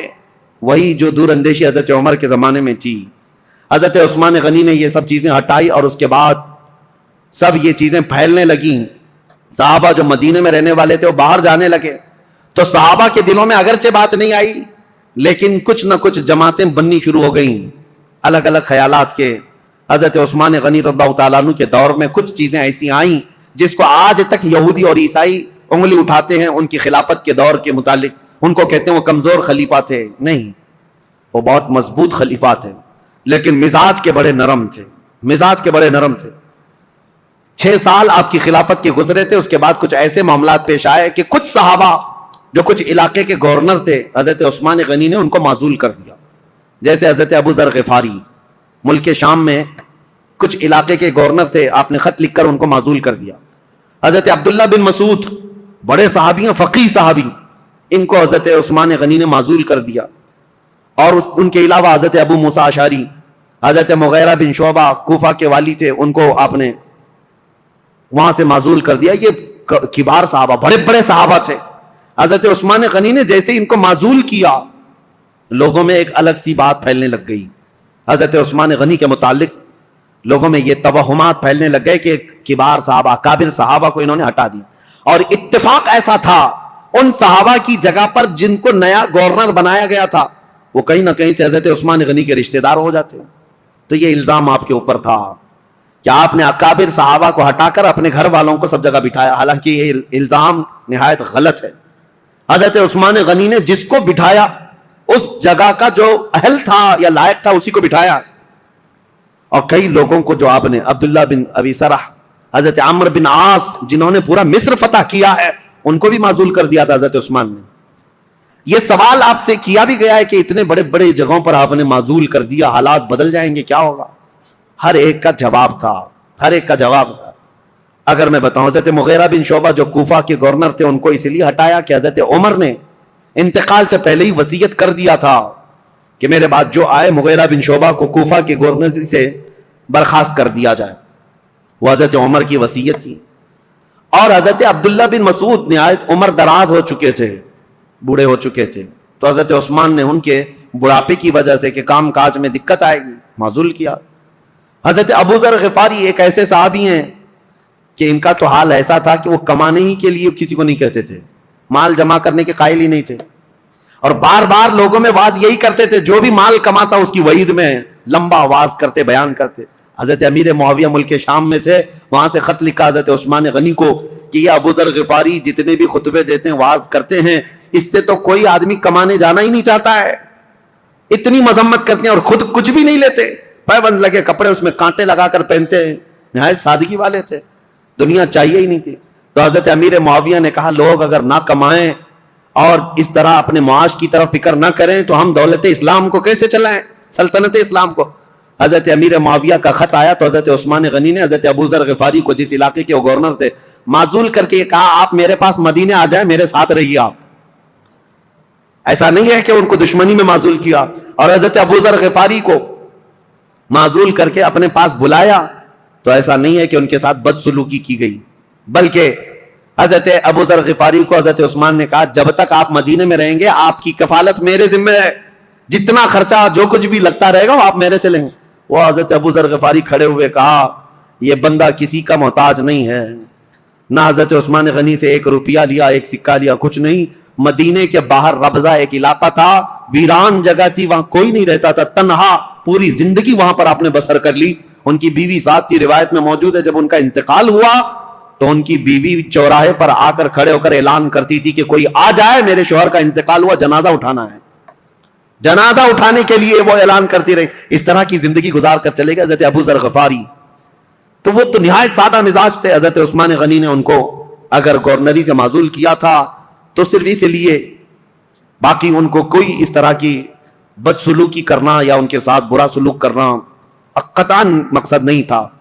اور کچھ صحابہ کے بعد حضرت عمرو بن عاص, یہ مصر کے فاتح ہیں, مصر فتح کرنے والے, ان کو کیوں آپ نے معزول کیا اس کی وجہ یہ ہے کہ مصر کی آمدنی اچھی خاصی تھی, حضرت عمرو بن عاص اس پر توجہ نہیں دیتے تھے. حضرت عثمان غنی نے لکھ کر کے بھیجا کہ مصر کی آمدنی بڑھتی جا رہی ہے, آپ اس میں اضافہ کریں. حضرت عمرو بن عاص اس پر توجہ نہیں دیتے تو آپ نے ان کو ہٹایا. عبداللہ بن ابی سرح ایک دوسرے وہاں پر صحابی تھے, ان کو مصر کی گورنری دی. اور حالانکہ دو علاقوں میں رہنے کی وجہ سے عمرو بن عاص اور عبداللہ بن ابی سرح کے درمیان کچھ نہ کچھ باتیں چلتی رہتی تھی. لوگ یہ کہتے تھے کہ دونوں کی بنتی نہیں, کچھ معاملات رہے ہوں گے. تو عبداللہ بن ابی سرح کو حضرت عثمان غنی نے مصر کا والی گورنر بنایا. انہوں نے ایک سال میں پورے مصر کی آمدنی کو ڈبل کر کے دکھایا. تو حضرت عثمان غنی کا فیصلہ برحق تھا. اس میں کسی کے بھی ساتھ حضرت عثمان غنی نے ناانصافی نہیں کی, لیکن دشمنان اسلام یہ لسٹ لے کر کے گھومتے ہیں کہ یہ بڑے بڑے صحابہ کو انہوں نے معزول کر دیا اور ان کی جگہ پر اپنے رشتہ داروں کو بٹھایا. حالانکہ عبداللہ بن ابی سرح جن کو گورنر بنایا تھا مصر کا, یا حضرت عثمان غنی کا رشتہ دار تھے, لیکن چند سال نہیں گزرے ہوں گے حضرت عثمان نے ان کو بھی گورنری سے ہٹایا. یہ معاملات پیش آتے رہے. اب ایک فتنہ جنم لیتا ہے. اب میں آپ کو بتاؤں تاریخ کی وہ سچائیاں, بلکہ وہ کڑوی حقیقت جس سے آج تک پوری دنیا جوجھ رہی ہے مسلمانوں کی. آج تک پوری کائنات میں جتنے بھی مسلمان ہیں, یہ فرقے جو پیدا ہوئے, اس کی بنیاد کہاں سے شروع ہوئی, کس نے یہ بیج بویا تھا مسلمانوں کے بیچ, یہ فرقے کیسے پیدا ہو گئے, اتنی جماعتیں کیسے ہو گئی, یہ تاریخ آج سننا آپ کے لیے بہت ضروری ہے. حضرت عثمان غنی کے دور میں جو لوگ اسلام میں آئے تھے, میں یہ کہہ رہا ہوں کہ یہ ضروری نہیں کہ سب کے سب مخلص اخلاص کے ساتھ آئے ہوں. کچھ تو ایسے ہی در پردہ تھے, منافقین بھی تھے. جب رسول اللہ کے زمانے میں تھے تو ان کے زمانے میں کیوں نہیں. ایک شخص ایسا ہے ایران کا رہنے والا, ایرانی لوگوں کو اس زمانے میں سخت خلش تھی عربوں سے. میں نے بتایا عربوں کی دشمنی تھی ان کے ساتھ. جب کسرا کی حکومت چلتی تھی تو ایرانیوں کی عربوں سے نہیں جمتی تھی, برسوں کی دشمنی ہے. عرب کا کوئی شخص ایران میں آ بھی جاتا تو اس کے کندھے کاٹ جاتے تھے. یہ بادشاہ ایک کا نام ہی ذوالأقطاف تھا جو کندھے کاٹنے میں مشہور تھا عربوں کے. اور ایرانی اگر عربوں کے پاس آتے تو ایسا نہیں ہے کہ عرب انہیں چھوڑ دیتے تھے, عرب بھی جو ہے ان کے ساتھ بھرپور مقابلہ کرتے تھے. تو یہ دشمنی کے بعد جب اسلام آ گیا تو ظاہر سی بات ہے ایران میں اب مسلمان تھے لیکن وہ عربوں کی حکومت کے نیچے تھے. حکومت کون کر رہا تھا ان کے اوپر؟ عرب کر رہے تھے. اور اسی ایران کے رہنے والے ایک باشندے کی بات تاریخ میں نے اس سے قبل بھی بیان کیا لیکن آج بھی نوجوانوں بہت توجہ سے سننا اور تاریخ کا یہ نام ہمیشہ یاد رکھ لینا. عبداللہ بن سبا ایک یہودی شخص, یہودی بھی اسلام میں آئے ہیں, عیسائی بھی آئے, یہودی تھا, یہ اسلام لایا. عبداللہ بن سبا, یاد رکھو عبداللہ بن سبا, یہ اسلام لایا اور اسلام لانے کے بعد یہ مسلمانوں کی جماعت میں آیا لیکن پکا مسلمان نہیں تھا, یہ یہودی ہی تھا. اس نے دیکھا کہ ان عربوں کی حکومت پوری دنیا میں پھیلتی جا رہی ہے, انہوں نے ایران کو فتح کر لیا, شام کو فتح کر لیا, روم کو فتح کر لیا. دل کے اندر جو کڑن تھی اور اس کا بدلہ لینے کے لیے ہمیشہ اس بات کے اندر انتظار میں رہتا تھا کہ کوئی کمی ان کی نظر آ جائے جس کو لے کر کے مسلمانوں میں ہم جماعتیں بنا دیں. تو عبداللہ بن سبا یہ وہ پہلا شخص ہے جو اسلام میں فتنہ انگیزی شروع کرنے کے لیے کیا کیا, حضرت عثمان غنی کی کمیاں گنانا شروع کیا جماعتوں میں جا کر کے. اس کی فتنہ انگیزیاں جب بصرہ میں پہنچی, بصرہ ایک شہر ہے عراق کا, تو حضرت مغیرہ بن شعبہ وہاں پر موجود تھے, تو انہوں نے اس کو شہر بدر کر دیا, وہاں سے نکال کر بھیج دیا. وہ کوفہ آیا, کوفہ کے جو والی تھے ان کو بھی سعید بن عاص, ان کو جب خبر ملی تو کوفہ سے بھی اس کو بھگا دیا گیا. عبداللہ بن سبا اب مصر پہنچا. مصر آنے کے بعد مصر کے نئے جو لوگ اسلام میں آئے تھے ان کے دلوں میں یہ بات ڈالنا شروع کیا کہ عثمان جو ہے ایک کمزور خلیفہ ہیں اور صرف رشتہ داروں کا خیال کرتے ہیں. اپنے رشتہ داروں کے لیے وہ بہت زیادہ پیسہ بھی دے دیتے ہیں, نذرانے بھی دیتے ہیں, جبکہ حضرت عثمان غنی اپنے رشتہ داروں کو جو مال دیتے تھے وہ بیت المال سے نہیں, وہ اپنے جیب خاص سے دیتے تھے. ان کا مال ہی اتنا تھا, وہ دیتے تھے, نوازتے تھے. اب میں آپ کو بتاؤں عبداللہ بن سبا کا یہ فتنہ اثر کرنے لگ گیا لوگوں میں, مسلمانوں میں یہ بات آنے لگ گئی اپنے خلیفہ کے متعلق. اب انقلاب انقلاب نام سے کچھ نعرے شروع ہو گئے. کہاں پر؟ کوفہ میں انقلاب کے نام سے نعرے شروع ہوئے. حضرت سعید بن عاص ایک صحابی ہیں, وہ کوفہ کے گورنر تھے, انہوں نے دیکھا یہ کوفہ میں کیا ہو رہا ہے, لوگ روزانہ جیسے یہ پلے کارڈ لے کر کے اتر جاتے ہیں. اس زمانے میں وہ احتجاج کرتے رہتے تھے کہ ہم کو ایک نئی چیز چاہیے, تبدیلی چاہیے, انقلاب چاہیے. تو سعید بن عاص نے حضرت عثمان کو یہ لکھ کر بھیجا, کوفہ والے شاید مجھے پسند نہیں کرتے ہیں, یہ ابو موسیٰ اشعری کو پسند کرتے ہیں. تو حضرت عثمان غنی نے ان کو معزول کر دیا. سعید بن عاص کو کہا کہ تم اتر جاؤ, کوفہ والوں کی پسند کے مطابق ابو موسیٰ اشعری کو گورنر بناؤ. گورنر تو بنایا لیکن کوفہ والوں کی وہ خواہش نہیں تھی. ابو موسیٰ اشعری بھی گورنر بنے لیکن فتنہ ٹھنڈا نہیں ہوا. انقلاب انقلاب, کیونکہ یہودیوں کا ڈالا ہوا بیج تھا, انہیں پورے خلافت کو ہلانا تھا. خلافت کے نظام کی دشمن قوم اس دور میں بھی سب سے بڑی کوئی دشمن قوم ہے تو یہودی قوم ہے. میں آپ کو بتاؤں, مولانا محمد علی جوہر, مولانا شوکت علی, یہ آزادی کے موقع کے جو مشہور نام ہے, آپ کو پتا ہوگا, ان کی کتاب میں ایک بات انہوں نے لکھی. وہ خلافت جب ختم ہو رہی تھی, ترکی کی خلافت عثمانیہ, اگرچہ نام سے خلافت قائم رہی, اور جب وہ ختم ہو رہی تھی تو یہ بیچارے دوڑ رہے تھے, بھاگ رہے تھے کہ نہیں خلافت کو قائم کرنا ہے کسی نہ کسی کو. اور خلافت کمیٹیاں ہندوستان میں بھی بنائی تھی, بھائی کلہ میں آج بھی موجود ہے خلافت ہاؤس, یہ اس دور کا بنا ہوا ہے. اور آج بھی میلاد شریف کا جلوس جو ہے وہ خلافت ہاؤس سے نکلتا ہے. ممبئی والوں کو پتا ہے, نہیں پتا معلوم نہیں. خلافت ہاؤس آج بھی ہے بھائی کلہ میں. خلافت کو قائم کرنے کے چکر میں وہ دوڑتے رہے. کیوں؟ ان کی بتائی ہوئی ایک بات بتا رہا ہوں. یہودیوں نے کہا تھا, ایک بڑے یہودی دانشور نے ان سے کہا تھا, ہمیں مسلمانوں کی نماز سے, ان کے زکوٰۃ سے, ان کی قربانیوں سے, ان کی ٹوپی داڑھی سے, ان کی مسجدوں سے کوئی بھی نفرت نہیں, کوئی مذائقہ نہیں. وہ جتنی نمازیں پڑھنا ہے سب پڑھیں, لیکن ہم چاہتے ہیں مسلمانوں میں دو باتیں کبھی نہ آئیں, ایک دو لفظ کبھی نہ آئیں. یہودی یہ چاہتے ہیں مسلمانوں کی زبان پر دو لفظ کبھی نہ آئے, ایک جہاد کا لفظ نہ آئے, دوسرے خلافت کا لفظ نہ آئے. پوری دنیا سے انہوں نے یہ تو ناموں کو مٹانے کے لیے ایڑی چوٹی کا زور لگایا. یہودی آج سے نہیں, عبداللہ بن سبا کے زمانے سے. عبداللہ بن سبا یہ وہ فتنہ ہے جو خلافت کو ہلانے کے لیے آیا تھا. پوری خلافت کو وہ مدینہ طیبہ کی ترہم برہم کرنا چاہتا تھا, اس کے لیے وہ فیلڈ بنانا شروع کیا. اور آپ کو پتا ہے اسی طرح کا یہودی تھا لارنس آف عربیہ جس کو کہتے ہیں, جس نے خلافت عثمانیہ کو ہمیشہ کے لیے اس دنیا سے ختم کیا ہے.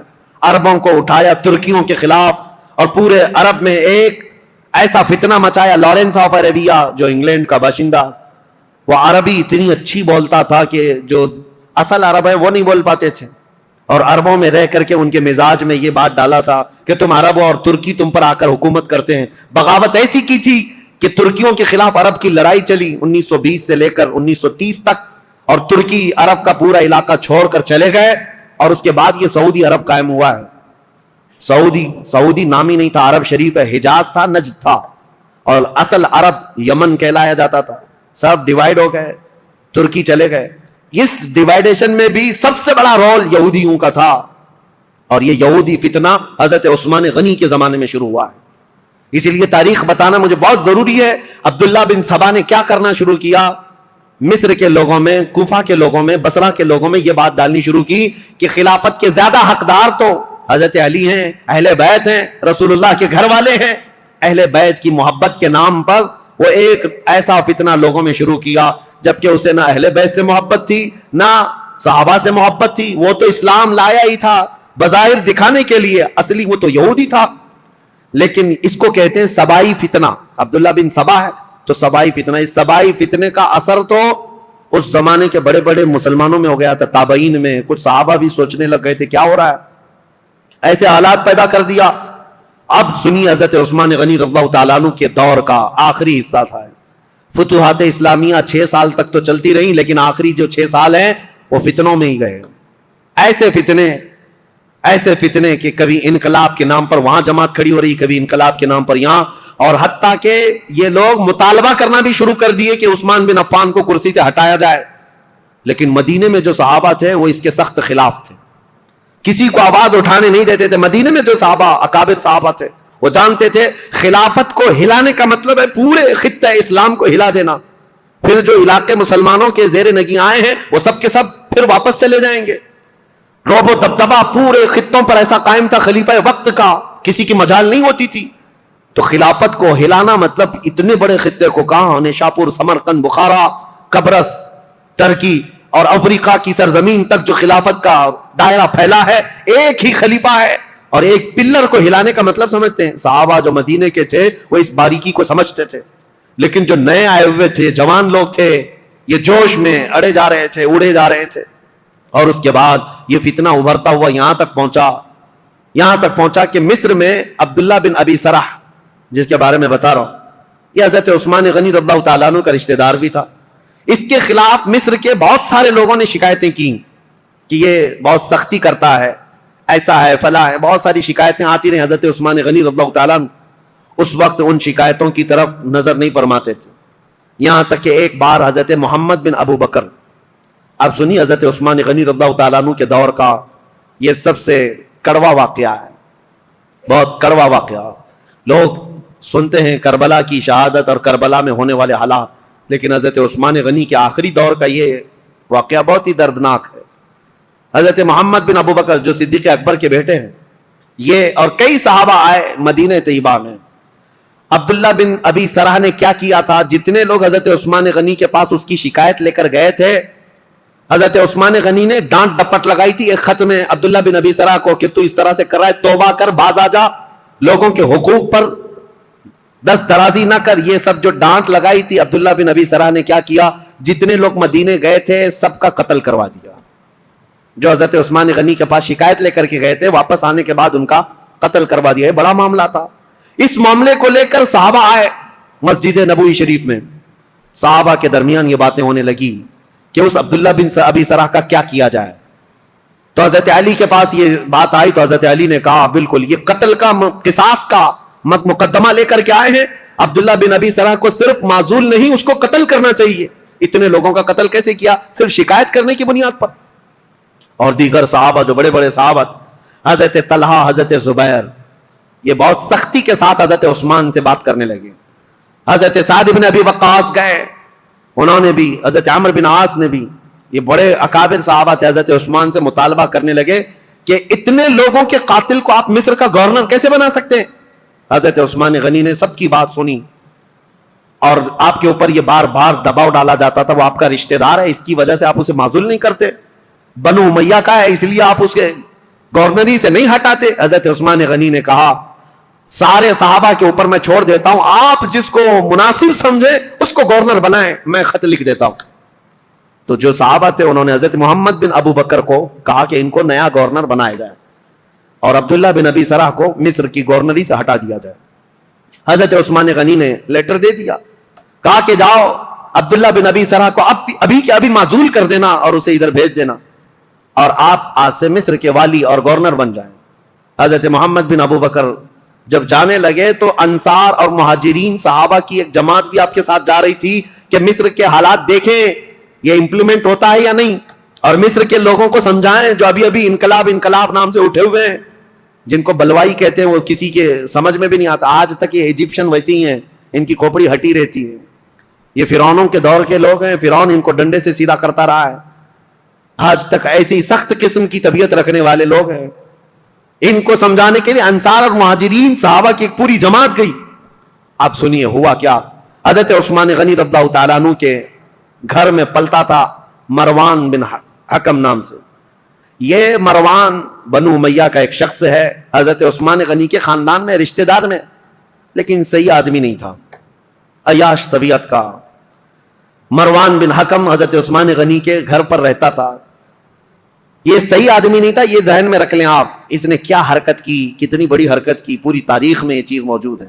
ایک طرف عبداللہ بن سبا نے فتنہ مچا دیا تھا پوری جگہ پر, لوگوں میں ورغلا دیا تھا اور نئی جماعت پیدا کرنے کی فراق میں تھا, اور اس کے بعد ادھر مروان بن حکم اور بنو امیہ کی کچھ حرکتیں ایسی, ادھر عبداللہ بن سرا مصر میں فتنہ, قتل کر دیا. حضرت عثمان غنی کے خاندان پر بڑے الزامات آ رہے تھے, لیکن صحابہ جانتے تھے عثمان بن عفان کی طہارت کیا ہے, ان کی پاکیزگی کیا ہے, ان کے اخلاق کیا ہے. اسی لیے سب سے پہلے میں نے ان کی فضیلتیں آپ کے سامنے رکھی تاکہ کسی کے ذہن میں یہ بات نہ آنے پائے حضرت عثمان غنی کیا ایسا کرتے تھے ویسا کرتے تھے. پہلے سب سے پہلے میں نے آپ کو ان کے فضائل سنائے, کسی ذہن میں شک و شبہ بھی نہ آئے. وہ رسول اللہ کے داماد ہیں, میرے آقا کے انتخاب ہیں, سابقون الاولون میں سے ہیں. حضور نے ان کے متعلق فرمایا عثمان کو اب اس کے بعد کوئی عمل نقصان نہیں پہنچا سکتا. بہرحال حضرت محمد بن ابو بکر جا رہے ہیں, کہاں, مصر جا رہے ہیں گورنری لینے کے لیے, اور انصار مہاجری صحابہ کے ساتھ جا رہے ہیں. ابھی 2-3 منزلیں طے کیے ہوئے تھے کہ ایک حبشی غلام کو اونٹنی پر بہت تیز رفتار دوڑتے ہوئے انہوں نے دیکھا. یہ انصار مہاجرین صحابہ کی جماعت دیکھا, اور مشکوک لگ رہا تھا, یا تو وہ کسی کا قاصد تھا یا تو کسی کا بھاگا ہوا غلام تھا. صحابہ نے اسے پکڑ لیا, پوچھا کہاں جا رہے ہو؟ کہا خلیفہ اسلام امیر المومنین عثمان ابن عفان کا پیغام لے کر میں مصر کے گورنر کے پاس جا رہا ہوں. جو صحابہ تھے انہوں نے کہا مصر کے جو گورنر ہیں وہ یہاں ہیں, محمد بن ابو بکر, بات کرو کیا ہے. کہا نہیں, ان کے متعلق نہیں ہے پیغام, ان کے متعلق نہیں ہے, یہ گورنر نہیں ہے. وہ پھر بھاگنے لگا تو اس کی تلاشی لی گئی, اس کے پاس کچھ نہیں ملا. اس کی ساری چیزیں تلاشی لی گئی, کچھ نہیں ملا. اور وہ تھوڑا آگے گیا تھا, حضرت محمد بن ابو بکر کو شک ہوا کہ کچھ تو ہے, یہ اس قدر مشکوک انداز میں کیوں جا رہا ہے. اس کو پھر سے پکڑا, اس کے پانی کا جو مشکیزہ تھا وہ بالکل سوکھا تھا, اس کو ہلایا تو اس کے اندر کوئی چیز تھی, اس کو پھاڑ دیا تو دیکھا ایک خط تھا مہر لگا ہوا. اور پہلے جو خط ہوتے تھے اس کو ڈامر جیسی ایک چیز آتی تھی, وہ لگا کر کے سیل بند کر دیا جاتا تھا, کوئی نہیں کھول سکتا. اور یہ سیل بند خلیفہ کا لیٹر ہوا کرتا. حضرت محمد بن ابو بکر وہ خط لے کر کے آئے, اور سارے صحابہ کی جماعت تھی انصار اور مہاجرین کی جو ابھی مصر جا رہے تھے. ان کے بیچ میں وہ خط لا کر کے کہا کہ کیا میں اس کو کھول کر کے پڑھوں؟ سبوں نے کہا کھول کر کے پڑھو. حضرت عثمان غنی سے ملاقات کیے ہوئے ابھی 1-2 دن ہوئے اور اتنی جلدی کوئی پیغام آیا. کھول کر کے جب خط پڑھا اس میں لکھا ہوا تھا عبداللہ بن ابی سرح کے نام, خلیفہ اسلام امیر المومنین عثمان بن عفان کی طرف سے خط ہے کہ اے عبداللہ بن ابی سرح, جیسے ہی محمد بن ابو بکر مصر آئے تو اسے قتل کر دینا, اور جو لوگ تیری شکایت لے کر کے آئے تھے ان کو کسی ہیلے بہانے سے مار دینا, ختم کر دینا. اور مدینے سے ایک جماعت جا رہی ہے, ان کو ادھر ادھر منتشر کر دینا, اور تم اپنی گورنری پر برقرار رہنا. فقط سلام کے بعد حضرت عثمان بن عفان کی مہر لگی ہوئی ہے. یہ کتنا بڑا واقعہ ہے, حضرت عثمان غنی کی مہر لگی ہوئی ہے. اب ظاہر سی بات ہے اس جگہ جو بھی ہوگا واپس سے باہر ہوگا. حضرت محمد بن ابو بکر انہوں نے دیکھا لیٹر میرے قتل کا, ایک طرف خلیفہ نے مجھے گورنر بنا کر بھیجا, دوسری طرف عبداللہ بن ابی سرح اپنے رشتہ دار کو یہ لکھ کر بھیج رہے ہیں کہ میں جیسے آؤں گا قتل کر دیا جائے مجھے. وہ واپس سے باہر تھے. سارے صحابہ انصار مہاجرین وہ سب برہم ہو گئے, سخت نالا ہو. یہ جماعت واپس لوٹ آئی مدینے آئے. مدینے آنے کے بعد سیدھے مسجد نبوی شریف میں آئے. حضرت علی ابن ابی طالب کرم اللہ وجہہ الکریم, حضرت طلحہ، حضرت زبیر، حضرت عبد الرحمن، بڑے بڑے صحابہ وہ موجود تھے. ان سب صحابہ کے پاس لا کر یہ خط رکھا گیا کہ اس خط میں ایسے ایسے معاملات لکھے گئے ہیں. سب صحابہ نے کہا یہ نہایت ہی بہت ہی گری ہوئی حرکت ہے، ایسا ہونا ہی نہیں چاہیے، ایسا کیسے کیا جا سکتا ہے. تو پھر حضرت علی رضی اللہ تعالیٰ عنہ نے کہا اس مسئلے کو امیر المومنین سے ہی پوچھا جائے.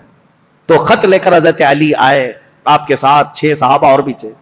حضرت عثمان غنی، یہ آپ کو میں بتا رہا ہوں 70 سال کے بعد تو وہ خلافت پر بیٹھے تھے اور تقریباً آپ کی عمر ابھی 80 سال کے قریب ہو رہی تھی. اس وقت آپ تو مکمل عبادت میں لگے رہتے تھے.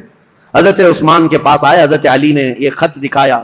وہ غلام کو بھی پکڑ کر کے لائے تھے، وہ اونٹنی بھی ساتھ تھی. حضرت عثمان سے کہا یہ غلام آپ کا ہے؟ حضرت عثمان نے کہا یہ غلام میرا ہے. کہا اونٹنی؟ کہا یہ بھی میری. اس کے بعد مہر دکھائی، کہا یہ آپ کی مہر ہے؟ کہا میری مہر ہے. کہا یہ خط پڑھ کر کے سنا، یہ خط کیا ہے؟ حضرت عثمان غنی نے خط سنا. اس کے بعد کہا اللہ رب العزت کی وحدانیت کی قسم، ان میں سے ایک حرف بھی میرا لکھا ہوا نہیں ہے، میں اس سے بری ہوں. حضرت علی فوراً اٹھ گئے، کہا صحابہ سے آج تک ہم نے عثمان کو قسم کھاتے ہوئے نہیں سنا تھا. ان کی پاکیزگی، ان کی طہارت ایسی تھی کہ ان کو قسم کھانے کی ضرورت نہیں پیش آئی. تو کہا کہ عثمان بن عفان اگر حلف اٹھا چکے، قسم کھا چکے ہیں، تو یہ خط ان کا ہو ہی نہیں سکتا. حضرت طلحہ، حضرت زبیر تھے، انہوں نے کہا ٹھیک ہے ہم نے تسلیم کر لیا، داماد رسول امیر المومنین سے آج تک ہم نے جھوٹ سنا نہیں ہے، آپ اس پر بھی جھوٹ نہیں بول رہے ہیں، لیکن مسئلہ یہ ہے کہ یہ تو معلوم کریں کہ یہ ہے کس کا. اس خط نے پورا فتنہ مچا دیا ہے. محمد بن ابو بکر ماننے کو تیار نہیں ہے. اب یہ خبر مصر بھی پہنچ گئی اور مصر کے جو بلوائی تھے عبداللہ بن ابی سرح سے جو پریشان تھے، وہ سب کی سب جماعت بنا کر مدینے آ گئے، مدینے میں داخل ہو گئے. حضرت طلحہ اور حضرت زبیر نے جب تحقیقات کی تو پتا چلا حضرت عثمان کے گھر میں رہنے والا مروان، یہ اس کی حرکت تھی. اس نے حضرت عثمان غنی کی مہر چرائی تھی اور خط چرا کر کے اس پر لکھا اور حضرت عثمان کی مہر لگائی. ان کی اونٹنی لیا، ان کا غلام بھیجا اور اس کو یہ کہہ کر بھیجا امیر المومنین کا حکم ہے مصر کے گورنر لے جاؤ. لیکن بیچ میں پکڑا گیا اور راز فاش ہو گیا. جیسے ہی پتا چلا مروان چھپ گیا. اب مسئلہ یہ تھا کہ حضرت طلحہ، حضرت زبیر اور بڑے صحابہ نے کہا عثمان ابن عفان سے، کہا اس نے اتنی بڑی حرکت کی ہے لہذا مروان کو آپ ہمارے حوالے کر دیں. حضرت عثمان رشتہ داروں کے لیے بڑے نرم بھی تھے. آپ کو پتا تھا اگر مروان کو ان کے حوالے کیا جائے تو قتل ہو جائے گا، مار دیا جائے گا. حضرت عثمان غنی نے مروان کو ان کے حوالے نہیں کیا. بس یہی بات تھی جو بہت بڑا فتنہ لاحق ہو گیا. حضرت علی کرم اللہ وجہہ الکریم نے بھی سارے صحابہ سے کہا حضرت عثمان غنی اگر مروان کو آپ کے حوالے نہیں کرنا چاہتے تو سب کے سب چلے جائیں، اس لیے کہ سزا دینے کا حق خلیفہ وقت کو ہے. عثمان ابن عفان سزا دیں گے. حضرت علی اس میں حق بجانب تھے، لیکن حضرت علی کرم اللہ وجہہ الکریم نے بھی حضرت عثمان غنی سے کہا تھا کہ اس مسئلے کو جتنی جلدی آپ فرو کریں گے، ٹھنڈا کریں گے، اتنی جلدی ہم سب کے لیے امان ہے، ورنہ فتنہ بہت بڑھ چکا ہے. اب حضرت عثمان غنی رضی اللہ تعالیٰ عنہ سے جب صحابہ نکل گئے تو یہ مصر کے جتنے بلوائی تھے یہ سب کے سب حضرت عثمان غنی کے گھر کے اطراف محاصرہ کر لیے. اور حضرت عثمان غنی کے گھر کے اطراف کیوں کھڑے تھے؟ صحابہ پوچھتے تو یہ کہتے مروان ان کے گھر میں چھپا ہوا ہے، جب بھی نکلے گا ہم اسے ماریں گے. ہم خلیفہ وقت کے خلاف نہیں ہیں، مروان کو ہمارے حوالے کرے. حالانکہ مروان کب کے ان کے گھر سے بھاگ کر ملک شام جا چکا تھا، حضرت عثمان کے گھر میں تھا بھی نہیں. لیکن یہ بلوائی اسی انتظار میں کہ مروان گھر کے اندر ہے محاصرہ کر کے رکھا. کتنے دن؟ 40 دن تک چلا تھا یہ محاصرہ. اور حضرت عثمان غنی پر ایک دانہ پانی بھی اندر جانے نہیں دیتے تھے. سیدہ ام المومنین حضرت حفصہ حضور کی زوجہ ہے، وہ پانی کا مشکیزہ لے کر حضرت عثمان غنی کے پاس جا رہی تھیں پانی پلانے کے لیے. ان کے خچر پر جو مشکیزہ رکھا تھا ان بلوائیوں نے تیر مار مار کر کے مشکیزہ پھوڑ دیا اور پورا پانی بہا دیا. ام المومنین کو تک حضرت عثمان کے گھر جانے نہیں دیا، حضرت عائشہ صدیقہ کو تک جانے نہیں دیا. یہ نئے آئے ہوئے لوگ تھے اسلام میں سب، یہ بلوائی. ایک دن حضرت عثمان غنی چھت پر کھڑے ہوئے اور پوچھا لوگوں سے، کیا ہے لوگوں، کیا تم میں علی بن ابی طالب ہیں؟ لوگوں نے کہا نہیں ہے. کہا تم میں سعد بن ابی وقاص ہے؟ لوگوں نے کہا نہیں ہے. کہا طلحہ یا زبیر ہیں؟ کہا نہیں ہے. حضرت عثمان نے چھت سے پکار کر کہا کیا میری بات علی بن ابی طالب تک کوئی پہنچا سکتا ہے؟ کہا کہ کیا بات ہے؟ کہا علی بن ابی طالب سے یہ کہہ دو کہ عثمان بن عفان پچھلے 4-5 دن سے پانی کا ایک گھونٹ بھی نہیں پیا ہے. خبر ملی مولا علی کرم اللہ وجہہ الکریم کو. حضرت علی رضی اللہ تعالیٰ عنہ نے اپنے دونوں شہزادوں کو لے کر حضرت حسن اور حضرت امام حسین کو پانی کے مشکے سے بھرے اور چند جوانوں کو لے کر حضرت عثمان کے گھر پہنچ گئے اور پانی پہنچایا. یہ صرف اور صرف یہی پانی تھا حضرت عثمان کے گھر جو پہنچا, آخری پانی تھا جو حضرت علی بن ابی طالب کی طرف سے آیا تھا. میرے عزیزو, یہ باتیں اس لیے بھی بیان کرنا ضروری ہے کہ لوگ ایسی چیزیں کنٹروورسی بیان کرتے ہیں کہ حضرت علی میں حضرت عثمان میں نہیں بنتی رہی ہوگی اور انہوں نے ایسا کیا ہوگا. نہیں, حضرت علی کی نہیں بنتی تھی, حالانکہ حضرت عثمان کے گھر کے دروازے پر پہرا دینے کے لیے امام حسن اور امام حسین کو کھڑا کیا گیا تھا, اور عبداللہ بن زبیر, حضرت زبیر نے اپنے بیٹے کو کھڑا کیا, حضرت طلحہ نے اپنے بیٹے کو کھڑا کیا ہے, بڑے بڑے صحابہ نے اپنے اپنے بیٹوں کو حضرت عثمان کے گھر کے دروازے پر کھڑا کیا ہے. اور یہ تنبیہ کی تھی یہ بلوائی مصر کے کہیں رات کے وقت یا کہیں انجانے میں عثمان بن عفان کے گھر میں داخل نہ ہو جائیں اور کہیں ان کو نقصان نہ پہنچائیں. یہاں تک کہ یہ بلوائی جو ہے مصر کے جو لوگ آئے تھے, ایک مرتبہ تیر چلائے تھے, ان تیروں کی وجہ سے حضرت امام حسین کا پورا سینہ زخمی ہو گیا, خون ہو گئے تھے, اور حضرت امام حسن مجتبیٰ کے سر پر زخم آیا تھا نیزے سے.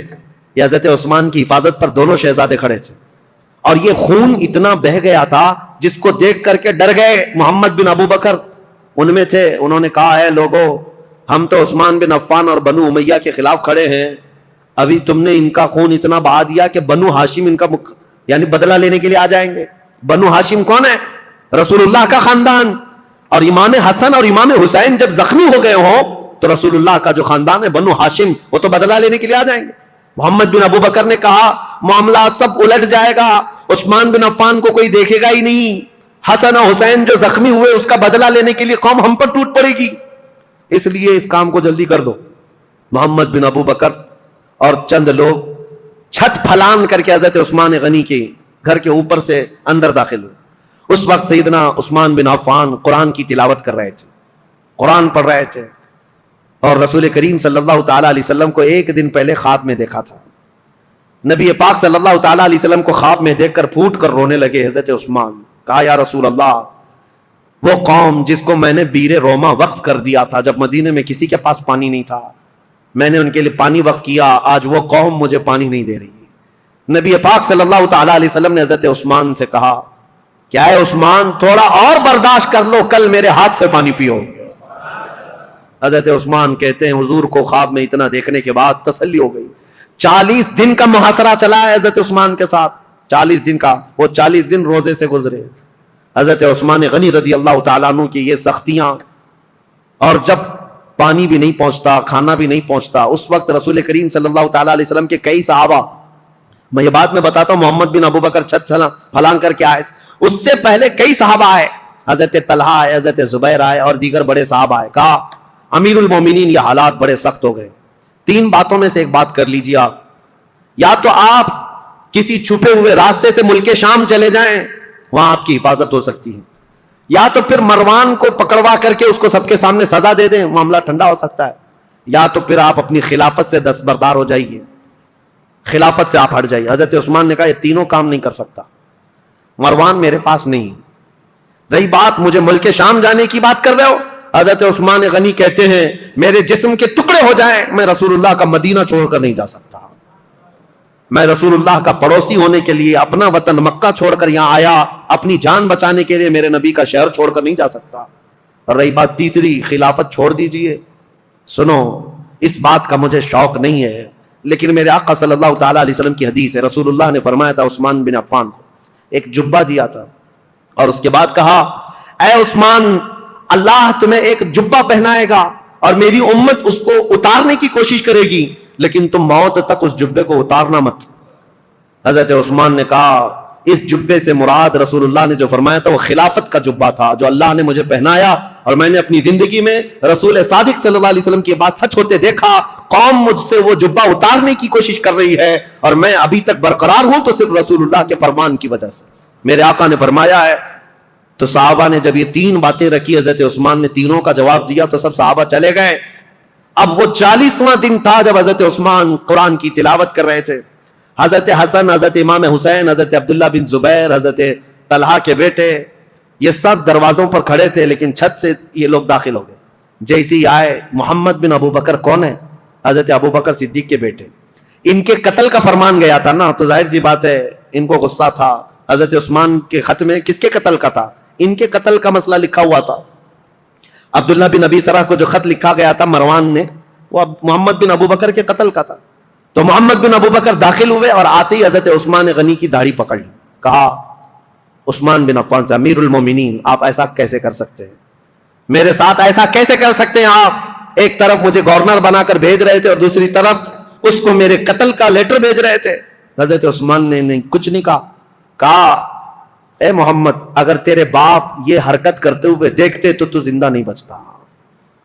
وہ ڈر گئے محمد بن ابو بکر، کیونکہ حضرت ابو بکر صدیق اگر دیکھ لیتے اس بات کو. حضرت عثمان نے صرف اتنا جملہ کہا اگر تیرے باپ ہوتے تو میری داڑھی تک تیرا ہاتھ نہیں آ سکتا تھا. تو حضرت محمد بن ابو بکر ان کے ہاتھ پر کانپنے لگ گئے، پیچھے ہو گئے، اور اس کے بعد دروازے پر جا کر زور زور سے توبہ کرنے لگے، مجھ سے کیا ہو گیا، اور گھر سے باہر نکل کر کے آئے. لیکن حضرت محمد بن ابو بکر کے ساتھ جو مصر کے 2 بلوائی آئے تھے، انہوں نے اپنے نیزے سے حضرت عثمان کے سینے پر مار کر کے ان کو شہید کیا. انا للہ و انا الیہ راجعون. سیدنا عثمان بن عفان رضی اللہ تعالیٰ عنہ کو جس وقت شہید کیا گیا، آپ کا خون نکل کر کے قرآن کے ورقوں پر پڑا تھا، اور جس آیت پر پڑا تھا وہ یہ تھی فَسَيَكْفِيكَهُمُ اللَّهُ، اللہ ان لوگوں کے لیے کافی ہو جائے گا، اللہ ان کے لیے کافی ہو جائے گا. صبغۃ اللہ ومن احسن من اللہ صبغہ، اللہ کا رنگ سب سے بھاری رنگ ہے، اس سے بہتر رنگ کس کا ہے؟ اس آیت پر وہ خون کے قطرے پڑے تھے. وہ قرآن پاک آج بھی ترکی میں موجود ہے. حضرت عثمان غنی کا تلاوت کرنے والا جو قرآن تھا، میرے عزیزو، یہاں شہادت عثمان بن عفان ہو گئی. اتنا قتل ہوتے ہی آپ کی جو بیوی اس وقت موجود تھی نائلہ، یہ چھت پر کھڑی ہو گئی اور چیخ کر کے لوگوں کو خبر دینے لگی امیر المومنین قتل ہو گئے، امیر المومنین قتل ہو گئے. آواز سن کر کے صحابہ تیزی سے دوڑنے لگ گئے. مسجد نبوی کے آس پاس سب صحابہ جمع ہونے لگے. حضرت علی کرم اللہ وجہہ الکریم کی بات پھر میں بتاؤں. حضرت علی باہر کہیں گئے ہوئے تھے، آپ کو خبر دی گئی تو سر پٹ دوڑاتے ہوئے گھوڑے کو اس طرح سے مدینے آئے تھے، اور آتے ساتھ سب سے پہلے حضرت علی کرم اللہ وجہہ الکریم نے حضرت عثمان کو قتل ہوتے ہوئے دیکھا تھا، مقتول پڑے ہوئے تھے. تو آتے ساتھ سب سے پہلے حضرت امام حسن کو ایک تماچا لگایا، امام حسین کے سینے میں گھونسا مارا اور کہا کیا میں تم دونوں کو عثمان بن عفان کی حفاظت کے لیے نہیں کھڑا کیا تھا؟ دونوں شہزادے رو پڑے اور کہا بابا جان ہم نے ان کی حفاظت میں کوئی کمی نہیں کی. یہ بلوائیوں نے چھت کو پھاڑ کر کے حضرت عثمان کے گھر میں داخلہ لیا ہے اور ہمیں اس بات کی خبر نہیں تھی. اگر انہیں ہمارے درمیان سے جانا ہوتا تو ہم کسی کو زندہ نہ چھوڑتے. حضرت علی کرم اللہ وجہہ الکریم سے دوسرے صحابہ نے کہا آپ اپنے شہزادوں کا مواخذہ نہ کریں، اس لیے کہ یہ سارے اپنی حفاظت کے کام مکمل کما حق ادا کرتے رہے. اس کے بعد حضرت محمد بن ابو بکر کو طلب کیا حضرت علی نے. حضرت علی جلال میں تھے، پوچھا محمد بن ابو بکر کہاں ہے؟ بلایا اور ان کو پکڑ کر کے لائے اور کہا کیسے تم داخل ہوئے؟ کہا یہ میری غلطی تھی، چھت کے اوپر سے میں داخل ہوا. کہا تم قاتل ہو عثمان بن عفان کے؟ کہا اللہ کی قسم میں عثمان بن عفان کا قاتل نہیں ہوں، میں بالکل انہیں قتل نہیں کیا. جیسے ہی میرے ہاتھ ان کی داڑھی تک گیا انہوں نے میرے باپ کا نام یاد کیا اور مجھے غیرت ایسی آئی کہ میں کھڑا نہ ہو سکا اور ان کے دروازے پر کھڑے ہو کر کے میں نے سچی توبہ کی ہے. حضرت علی کرم اللہ وجہہ الکریم نے ان کی باتیں سنی، اتنے پر کافی نہیں، ان کا ہاتھ پکڑ کر گھر میں لے گئے اور امیر المومنین عثمان بن عفان کی جو اہلیہ تھی ان کو طلب کیا، جو زوجہ تھی وہ گھر میں اندر تھی، بلایا اور کہا کیا عثمان بن عفان کے قاتل یہ ہے؟ ان کی زوجہ نے کہا نہیں، یہ گھر میں اندر آتے ہوئے تو ان کو میں نے دیکھا ہے اور انہوں نے قتل نہیں کیا. یہ جتنی باتیں کہہ رہے ہیں وہ سچ ہے، انہوں نے داڑھی بھی پکڑی تھی. میرے شوہر نے ان سے کہا بھی تھا ابو بکر ہوتے تو یہ نہیں ہوتا، تو یہ چھوڑ کر چلے گئے تھے. یہاں تک کہ حالات کی میں شاہد ہوں کہ یہ چھوڑ کر گھر سے نکل گئے تھے، لیکن ان کے ساتھ 2 لوگ آئے تھے مصر کے رہنے والے لوگ، میں انہیں جانتی نہیں، انہیں پہچانتی نہیں، ان دونوں نے قتل کیا ہوگا. ان کے علاوہ کوئی وہاں عینی گواہ نہیں تھا، عینی شاہد نہیں تھا، آئی وٹنس نہیں تھا حضرت عثمان غنی کو قتل ہوتے ہوئے دیکھا ہو کسی نے. حضرت علی کرم اللہ وجہہ الکریم باہر آئے. یہ اسلام میں پیدا ہونے والا سب سے پہلا فتنہ تھا. حضرت سعد بن ابی وقاص نے کہا اسلام کا دروازہ فتنوں کے لیے کھول دیا گیا ہے، عثمان بن عفان کے قتل کے ساتھ اب یہ دروازہ قیامت تک نہیں بند ہو سکتا. فتنوں کا دور جو شروع ہوا ان کے قتل کے ساتھ آج تک چل رہا ہے. اور میں نے عبداللہ بن سبا کا جو نام لیا تھا وہ اس لیے کہ اس نے مولا علی کرم اللہ وجہہ الکریم کی حمایت میں ایک جماعت پیدا کی اور لوگوں کو اکسایا ورغلایا اور ایک ایسی جماعت پیدا کی جن کو رافضی کہتے ہیں, غلو کرتے ہیں. وہ صحابہ کو گالیاں دینے لگے, عثمان بن عفان کو گالیاں دینے لگے اور حضرت علی حضرت حسنین کریمین کی شان میں غلو کرنے لگ گئے اور گڑ گڑ کر کے نئی نئی حدیثیں بنانے لگ گئے. یہ فرقہ جو پیدا ہوا اسلام میں یہ عبداللہ بن سبا کا ڈالا ہوا بیج تھا. اور آج بھی اہل تشیع جو شیعہ حضرات وہ عبداللہ بن سبا کو برا بلا نہیں کہتے, بلکہ اس کا تو بہت بڑا مزار بنایا ہوا, وہ فتین شخص کا بہت بڑا مزار بنایا اور اس کا احترام کرتے ہیں, اس کو برا بلا کہنے بھی نہیں دیتے. لیکن تاریخ کی سچائیاں یہ ہیں, اسلام میں سب سے پہلے یہ فتنہ لانے والا, مسلمانوں کو بھڑکانے والا, خلیفہ وقت کے خلاف اکسانے والا عبداللہ بن سبا تھا. اور اس کے فتنے کا اثر یہاں تک پہنچا کہ حضرت عثمان بن عفان کا قتل ہو گیا, حضرت عثمان شہید ہو گئے. اللہ اکبر, 12 سالہ یہ خلافت کا دور ختم ہوتے ہی اسلام کی ان سرحدوں میں اور ان زمینوں میں ایسا اندھیرا چھا گیا, ایسا اندھیرا چھا گیا کہ اس کے بعد پھر یہ خلافت کا دور جو آگے بڑھا زیادہ دن تک نہیں, مولا علی کرم اللہ وجہہ الکریم کا دور آیا اور اس کے بعد خلافت راشدہ ختم ہو گئی. میرے آقا صلی اللہ تعالیٰ علیہ وسلم کی حدیث ہے, الخلافت بعدی 30 ثم الملوک, میرے بعد 30 سال خلافت چلے گی, اس کے بعد بادشاہ آئیں گے. اور اگر آپ کاؤنٹ کریں گے تو یہ چاروں خلفائے راشدین جو ہے ان کی مدت اور ان کا زمانہ ٹوٹل 30 سال کا ہوتا ہے وہ رسول اللہ کے فرمان کے مطابق. لیکن ان چاروں خلفاء میں سب سے لمبا زمانہ اگر کسی کو ملا ہے تو عثمان بن عفان کو ملا ہے. حضرت عثمان غنی رضی اللہ تعالیٰ عنہ کی عمر مبارک, ان کے انتقال کے وقت بعض روایتوں میں 82 ہے, بعض میں 80 ہے, بعض میں 79 ہے, بہرحال. اور ایک روایت تو 90 سال کی ملتی ہے کہ آپ کے انتقال کے وقت آپ کی عمر 90 سال کے قریب تھی. لمبی عمر بھی پائی اور خلافت کا دور بھی لمبا چلا. رسول پاک صلی اللہ تعالیٰ علیہ وسلم نے ان کو اپنی ایک انگوٹھی دی تھی اور کہا تھا کہ اس کو سنبھالے رکھنا, اور اس انگوٹھی کی آپ بہت حفاظت کرتے تھے. اور حضور نے فرمایا تھا جس دن تم سے یہ انگوٹھی ضائع ہو جائے گی فتنوں کا دروازہ ایسے کھلے گا کہ قیامت تک کوئی اس کو بند نہیں کر سکے گا. حضرت عثمان غنی کی خلافت کے 6 سال ہوئے تھے. مسجد قباء جہاں ہے آج, وہاں ایک کنواں تھا. حضور صلی اللہ علیہ وسلم اکثر وہاں جب تشریف لے جایا کرتے اپنے پیر اس کنویں میں چھوڑ کر بیٹھتے تھے عصر کے بعد. اور صدیق اکبر حضرت عمر کے زمانے میں بھی یہ سنت چلی آ رہی تھی. حضرت عثمان کو بھی یہ پسند تھا حضور کی اداؤں کا.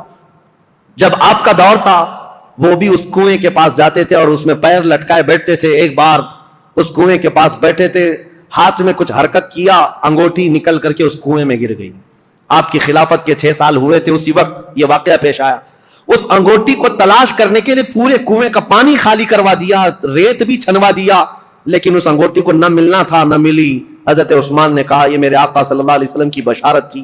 اس کے بعد جو فتنے اٹھے, ایسے اٹھے تھے کہ ایک جہجہ غفاری نام کا شخص حضرت عثمان غنی ممبر پر کھڑے تھے, مسجد نبوی کے خطبہ دے رہے تھے اور ان کا عصا تھا ہاتھ میں. وہ جہجہ غفاری بیچ خطبے کے دوران کھڑا ہوا, حضرت عثمان غنی کو برا بھلا کہتے ہوئے ان کے ہاتھ سے لکڑی چھین لیا اور گھٹنے پر رکھ کر کے ان کے عصا کو توڑ دیا تھا. سامنے اس طرح کی حرکت کرنے کی کسی کی مجال نہیں تھی, لیکن حضرت عثمان غنی کی نرم مزاجی کا لوگوں نے فائدہ اٹھایا. حضرت عثمان غنی نے کچھ نہیں کہا, ممبر سے اتر آئے, کہا اللہ میرے معاملے کے لیے کافی ہے. صحابہ کہتے ہیں وہ جہجہ غفاری لکڑی توڑ کر کے باہر نکلا نہیں تھا کہ اس کے گھٹنے میں سڑن پیدا ہوئی. ایسی سڑن پیدا ہوئی کہ اس کے گھٹنے میں کیڑے پڑ گئے تھے, ہمیشہ پیپ بہتا تھا, اور اسی گھٹنے کے اس سڑن کی بیماری میں ہی اس کی موت ہو گئی. اور پھر یہ بھی روایت موجود ہے جتنے بلوائی آئے تھے حضرت عثمان غنی کے قتل کے لیے, وہ سب کے سب وہاں سے قتل کر کے جانے کے بعد جب یہ معاملہ ختم ہوا, حضرت عثمان غنی کی تدفین ہو گئی, جا رہے تھے, جاتے ہی راستے میں اکثر کے دماغ پورے پاگل ہو گئے, دیوانے ہو گئے, اور اسی پاگل پن میں وہ اپنے سروں کو ٹکراتے ہوئے مر گئے. ان میں سے ایک شخص بھی بچا نہیں جو مصر پہنچا ہو. حضرت عثمان غنی رضی اللہ تعالیٰ عنہ کی کرامات بھی بہت ساری ہیں, بہت ساری ہیں. سیدنا عثمان بن عفان رضی اللہ تعالیٰ عنہ یقیناً محبوب خدا تھے, محبوب مصطفیٰ تھے, ان کے بارے میں کوئی بھی کلام نہ کرنے پائے. عزیزان گرامی, آج کے دور کی بات میں آپ کے سامنے رکھ کر گفتگو کو سمیٹتا ہوں. بہت سارے آج ایسے کھٹمل آئے ہوئے ہیں جو سیدنا عثمان بن عفان کی طرف انگلی اٹھاتے ہیں, اور ان کی شہادت کے متعلق میں ایک روایت بتا دوں. ابن عساکر کی روایت ہے اور مسند ابی یعلا کی روایت ہے. حضرت عبداللہ بن عباس نے فرمایا جس کو حضرت عثمان بن عفان کے قتل کی خوشی ہے یا ان کی موت کی خوشی ہے؟ حضرت عثمان بن عفان کے متعلق بہت بڑی روایت میں پیش کر رہا ہوں. عبداللہ بن عباس فرماتے ہیں کہ یہ جو مصر کے لوگ جو قتل کرنے آئے تھے، یہ اگر زندہ رہتے تو حضرت عبداللہ بن عباس دونوں باتیں کیا کہتے ہیں؟ پہلے یہ بات سن لو. کہتے ہیں اسلام میں سب سے پہلا فتنہ حضرت عثمان کا قتل ہے اور سب سے آخری فتنہ دجال کا ظاہر ہونا ہے. دونوں فتنوں کو آپ نے برابر کہا ہے تو کتنا بڑا ہوگا عبداللہ بن عباس. اور کہتے ہیں جتنے قتل کرنے کے لیے آئے تھے یہ سب کے سب وہ لوگ ہیں جو آخری فتنہ جو اسلام میں آنے والا ہے دجال کا، یا اس دجال کے پیروکار لوگ ہیں. اور فرمایا کہ اگر کوئی ایسا شخص، عبداللہ بن عباس کی روایت صحیح احادیث میں موجود ہے، ابن عساکر کی روایت میں کہہ رہا ہوں، مسند ابی یعلا کی روایت، فرماتے ہیں کہ جس کو عثمان بن عفان کے قتل کی خوشی ہوئی یا ان کی موت کو سن کر کے خوش ہوا، اگر وہ زندہ رہے گا تو دجال کی فوج میں شامل ہوگا، اور اگر مر جائے گا تب بھی وہ قبر میں دجال کے پیروکاروں میں اٹھایا جائے گا. اتنی بڑی وعید ہے. ظالموں جو سوشل میڈیا پر آج بکتے رہتے ہیں، پھیلاتے رہتے ہیں، گند پھیلاتے ہیں عثمان بن عفان کے متعلق. اور جانتے ہو انہوں نے ایک نئی چیز بدعت شروع کر رکھی ہے. حضرت عثمان غنی کی شہادت کے دن خوشیاں مناتے ہیں، ایک دوسرے کو مبارکبادیاں دیتے ہیں، اور پھر پوچھنے پر یہ کہتے ہیں نہیں ہم ان کی موت کی خوشی نہیں منا رہے، اس دن مولا علی کرم اللہ وجہ الکریم خلیفہ بنے تھے اس کی خوشی منا رہے ہیں. یہ اور بات ہے عزیزان گرامی، نیتوں کا اللہ مالک ہے. اگر مولا علی کرم اللہ وجہ الکریم کی خلافت کی خوشی ہے تو یقیناً پورے کروڑوں مسلمانوں کو ان کی خلافت کی خوشی ہے. لیکن ساتھ میں اگر حضرت عثمان غنی کی موت کی کوئی خوشی مناتا ہے تو حضرت عبداللہ ابن عباس کے فرمان کے مطابق وہ دجال کے پیروکاروں میں ہے، وہ دجال کی فوج میں شامل ہونے والا شخص ہے. اسی لیے اپنی زبانوں کو لگام دو، اپنی عقلوں کو پردے ڈال کر کے جو چاہے بک بک نہ کرو. آج یہ محرم کے دور میں یہ بہت ساری چیزیں آئیں گی، سوشل میڈیا میں ابھی بہت سارے گند پھیلانے لگ جائیں گے یہ تینوں خلفاء کے بارے میں، اور کبھی حضرت امیر معاویہ کے بارے میں، انہوں نے ایسا کیا، انہوں نے ایسا کیا، اور یہ اپنی عاقبت برباد کر رہے ہیں، اپنی آخرت خراب کر رہے ہیں. اس لیے رسول اللہ کے صحابہ کے متعلق میرے عزیزوں مجھے اتنا بیان کرنے کے لیے جتنا میں نے بیان کیا آج، یہ بہت ہی احتیاط والی چیز تھی. اگر اس میں میری زبان کہیں پر پھسلی ہو، لاکھ مرتبہ میں توبہ کرتا ہوں اللہ کی بارگاہ میں، مولا مجھے معاف کر دے. میں استغفار کرتا ہوں مولا مجھے معاف کر دے کہ حضور صلی اللہ تعالیٰ علیہ وسلم کے صحابہ کی تاریخ بتا رہا ہوں، یہ آسان کام نہیں تھا. حضرت عثمان کا دور بتانے میں دیگر صحابہ کے بھی معاملات ہیں.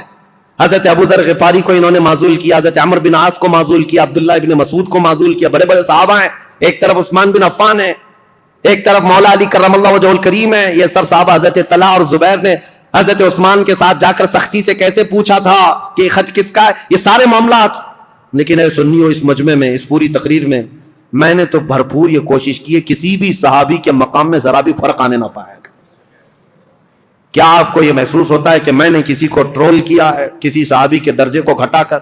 جہاں جس کے مقامات ہیں ہم نے تعظیماً عرض کرنے کی کوشش کی. اس کے باوجود بھی اگر زبان کہیں پھسلی ہے میں لاکھ مرتبہ توبہ کرتا ہوں مولا کی بارگاہ میں. کسی بھی صحابی رسول کے متعلق مولا ہماری زبان کھلنے سے پہلے ہمیں موت عطا فرما.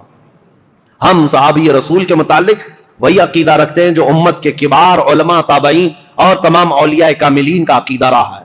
صحابہ اکرام کے متعلق جو عقیدہ میرے غوث کا تھا، سیدنا عبد القادر جیلانی کا، ہم وہ عقیدہ رکھتے ہیں. انہوں نے یہ فرمایا تھا صحابی کے درجے کی بات کرتے ہو، وہ صحابہ رسول اللہ کے جو جہاد میں گھوڑوں پر بیٹھ کر جاتے تھے، ان گھوڑوں کے ٹاپ کے نیچے سے جو دھول اڑتی تھی، غوث کا مقام وہاں تک بھی نہیں پہنچ سکتا. ہم ان صحابہ کے متعلق اس طرح ادب کی بات کرتے ہیں. لہذا سیدنا عثمان بن عفان کی بات آئے، کسی کی بھی بات ہے، ادب کا پہلو ہمیشہ ملحوظ رکھو. اس لیے کہ کچھ تحقیق کرنے والے بھی اب کیڑے آئے ہوئے ہیں، ریسرچ اسکالر نئے نئے، اور وہ اپنے آپ کو یہ کہتے ہیں ہم انجینئرنگ کرتے ہیں، ڈاکٹرائن کرتے ہیں، اور ان کو ایسا لگتا ہے کہ یہ فیصل بن کر کے بیٹھے ہوئے ہیں. کاش یہ حضرت عمر کے زمانے میں ہوتے تو ایک ہی کوڑے میں مر جاتے. صحابہ اکرام کے بارے میں فیصلہ لینے کی تمہاری اوقات کیا ہے؟ تمہارا علم کتنا ہے؟ ارے تمہارا کوئی ڈھنگ کا استاد نہیں، گوگل سے پڑھے ہوئے لوگ، ان کا سارا کل ملا کر کے گوگل استاد ہے، اور سب دنیا جانتی ہے گوگل میپ کہاں کہاں لے جا کے چھوڑتا ہے، ویسے ان کو بھی گوگل چھوڑ دیتا ہے. اکثر جگہ گاڑی ایسی جگہ پھنستی ہے جہاں پیچھے بھی نہیں آ سکتے، آگے بھی نہیں آ سکتے. میں نے دیکھا ہے میرے عزیزو، اسی لیے سینہ بسینہ جو علم چلا ہے اس علم میں برکت ہے. آج نوجوانوں کی ایک بڑی تعداد، انجینئروں کو، ڈاکٹروں کو، جو نئے نئے دین میں نئے نئے شوشے چھوڑ رہے ہیں ان کو فالو کرتی ہے اور کہتی ہے یہ تحقیقی بات کر رہے ہیں, فلی ریفرنس کے ساتھ بات کر رہے ہیں. ابھی آپ سرچ کریں, میرے ساتھ ایک معاملہ پیش آیا تھا. ایک صاحب آئے, بحث کرنے کے لیے آئے تھے, میں کمرے میں بیٹھا ہوا تھا, میرے سامنے بڑی کتابیں بھی رکھی ہوئی تھی. وہ آئے, کہا کہ کچھ میں آپ سے سوالات کرتا ہوں. وہ اوٹ پٹانگ سوالات کر رہے تھے. میں نے کہا کہ ٹھیک ہے, جواب تو میں آپ کو دوں گا. آپ کو کس سے جواب دوں؟ یہ جو کتاب رکھی ہے بخاری شریف, اگر اس سے میں جواب دوں تو مانیں گے آپ؟ انہوں نے کہا بالکل مانوں گا, میں بالکل مانوں گا, اس پر ایمان ہے. میں نے کہا یہی تو جہالت ہے. یہ کتاب بہار شریعت تھی, وہاں رکھی ہوئی کتاب بہار شریعت اردو کی کتاب ہے. میں نے کہا یہ بخاری شریف سے اگر میں بتاؤں, اس شخص کو یہ تک نہیں معلوم بہار شریعت ہے کہ بخاری شریف ہے. ہروٹ پٹانگ سوالات کرنے آ گئے, گوگل سے لے کر کے آ گئے. عزیزان گرامی وقار, مجھے یہ باتیں اس لیے عرض کرنی پڑ رہی ہے کہ اسی طرح اگر ہماری نسل ان کو فالو کرتی رہ گئی تو پھر یہ نہ جانے کس خطے میں ڈال کر تمہیں چلے جائیں گے, پتہ بھی نہیں. نئی جماعتیں پیدا ہو جائیں گے, نئے فرقے پیدا ہوں گے. کل کو دیکھنا یہ سوشل میڈیا کے فالوور جتنے بھی نوجوان ہیں, یہ کل کو صحابہ کو گالیاں دینے والے لوگ ہو جائیں گے. میرے آقا صلی اللہ تعالیٰ علیہ وسلم نے فرمایا قیامت کی بڑی نشانیوں میں ایک نشانی حضور نے فرمایا میری امت میں اخیر زمانہ ایک ایسا آئے گا جن میں چھوٹے لوگ میری امت کے بڑے لوگوں کو گالیاں دیا کریں گے. یہ وہ زمانہ ہے. اکابرین کے بارے میں پوچھتے ہیں, انہوں نے ایسا کیسے کیا, انہوں نے ایسا کیسے کیا. آج میں یہ بات اس لیے عرض کر رہا ہوں, مجھے 1 گھنٹہ بیان کرنے میں پتہ نہیں کتنے پسینے چھوٹ رہے ہیں. اس لیے نہیں کہ گرمی ہے, ڈر کے مارے کہ اتنے صحابہ کا میں نے نام لیا ہے کہیں کسی کی بے ادبی نہ ہونے پائے, کیونکہ معاملات ان کے درمیان ہوئے ہیں. لیکن تاریخ بتانے کے وقت اگر کسی کو مرتبے سے گرا دیا کہ ان کی یہ حرکت تھی اس کی وجہ سے گرایا, نہیں. عزیزان گرامی وقار, ہمارا یہ منہ ہی نہیں ہے, ہمارا یہ مقام ہی نہیں ہے. صحابہ کرام رضوان اللہ تعالیٰ علیہ مجمعین کے متعلق سوال کرنا بہت دور کی بات ہے. انہوں نے رسول اللہ کو جو 1 مرتبہ اپنی آنکھوں سے دیکھا ہے, پوری کائنات خرچ کر دو اس مقام تک کوئی نہیں پہنچ سکتا. بس یہ شرف صحابیت جو انہیں حاصل ہے. اور پھر حضرت عثمان غنی کا مقام, اللہ اکبر, مقام تو وہ ہے کہ جس کے متعلق خود رسول اللہ صلی اللہ علیہ وسلم نے فرمایا اللہ کے فرشتے بھی عثمان سے حیا کرتے ہیں, عثمان سے حیا کرتے ہیں. حضرت عثمان غنی رضی اللہ تعالیٰ عنہ کی وفات کے بعد فتنوں کا ایک بہت بڑا دور شروع ہوا, لیکن فتنوں کی بیج ڈالنے والا ایک یہودی شخص تھا, منافق تھا. اور لوگوں کو آج برا لگتا ہے, کچھ لوگوں کو, کہ یہاں تک کہ کینیڈا میں بیٹھ کر کے ایک شخص نے ٹویٹ کیا تھا کہ یہودیوں کے بارے میں بہت کٹر خیالات رکھنے والا ایک مولانا ہے, مدینہ جامع مسجد کا امام, میرا نام لے کر کے, پہلے کا دور ہے, یہ ٹویٹ کر کے بتا یہودیوں کے متعلق بہت کٹر ہے اور یہ لوگوں کو اکساتا ہے, ابھارتا ہے. مجھے پتا ہے درد کہاں ہے, تکلیف کہاں ہے. آج لوگ اگر بولنا چھوڑ دیے ہیں تو میں اس بات سے کبھی بھی دامن تہی نہیں کروں گا, نہ ہی بولنا بند کروں گا. اس لیے کہ جس قوم پر اللہ نے لعنت فرمائی ہے اور میرے دین اسلام کو ٹکڑے کرنے میں اس قوم کی ہمیشہ سازش رہی ہے. جانتے ہو خلافت کے زمانے میں جتنے خلفاء ہیں سب کو اگر کسی سب سے بڑی چیز سے چیلنج تھا تو وہ رومیوں سے یا پھر ایرانیوں سے یا حبشیوں سے یا بربریوں سے یا مغل یا تاتاریوں سے نہیں, یہ یہودیوں کی دسیسہ کاری سے, یہ چوہوں سے بدتر قوم ہے. وائر کاٹتی ہے, جگہ جگہ جا کر کے چھپ کر کے اندر گھروں میں جس طرح وائر کاٹتے ہیں. خلافت عثمانیہ ترکی کو بھی تباہ و برباد کرنے والی یہودی جماعت ہے, جنہوں نے آج بیت المقدس فتح کر لیا. سلطان عبدالحمید کے پاس یہ آئے تھے بھیک مانگنے کے لیے فلسطین میں 2 گز زمین مل جائے. سلطان عبدالحمید نے جو جواب دیا تو آج پوری دنیا اس بات کو یاد کرتی ہے. انہوں نے کہا تھا میری پوری زندگی ختم ہو جائے 2 گز زمین تو کیا ایک تنکا بھی میں فلسطین کا کسی یہودی کو دینے کے لیے تیار نہیں. ان کو منانے کی 1000 کوششیں ہوئی, لیکن ان کے انتقال کے فوراً بعد ہی یہ عرب آئے اور ان سے ایگریمنٹ کر کے صرف ایک چھوٹا سا علاقہ یہودیوں نے بھیک مانگ کر 4000 لوگوں کو فلسطین میں بسایا تھا. فرسٹ ورلڈ وار کے بعد آج دنیا جان رہی ہے 4000 کو بسانے کا انجام کیا ہے. پورے عربوں کے ناک میں دم کر رکھا ہے انہوں نے, سارے عربوں کو بھی مار کر رکھا ہے. نہ مصر ان سے مقابلہ کر سکتا ہے, نہ شام مقابلہ کر سکتا ہے, نہ لبنان, نہ ایران, کوئی نہیں. بیچوں بیچ بیٹھ کر کے دسیسہ کاریاں کرتے ہیں. پہلے کے خلفاء جانتے تھے ان کا بویا ہوا بیج بڑا خطرناک ہوتا ہے. اسی لیے میرے عزیزوں آج یہ بات مجھے عرض کرنی ضروری تھی تاریخ اسلام میں کہ اسلام میں سب سے پہلا فتنوں کا بیج بونے والا شخص عبداللہ بن سبا یہودی تھا. اللہ 1000 لعنت فرمائے اس شخص پر, اور یہودیوں کے فتنوں سے اللہ ہمیں ہمیشہ محفوظ فرمائے. وآخر دعوانا ان الحمد للہ رب العالمین. السلام علیکم.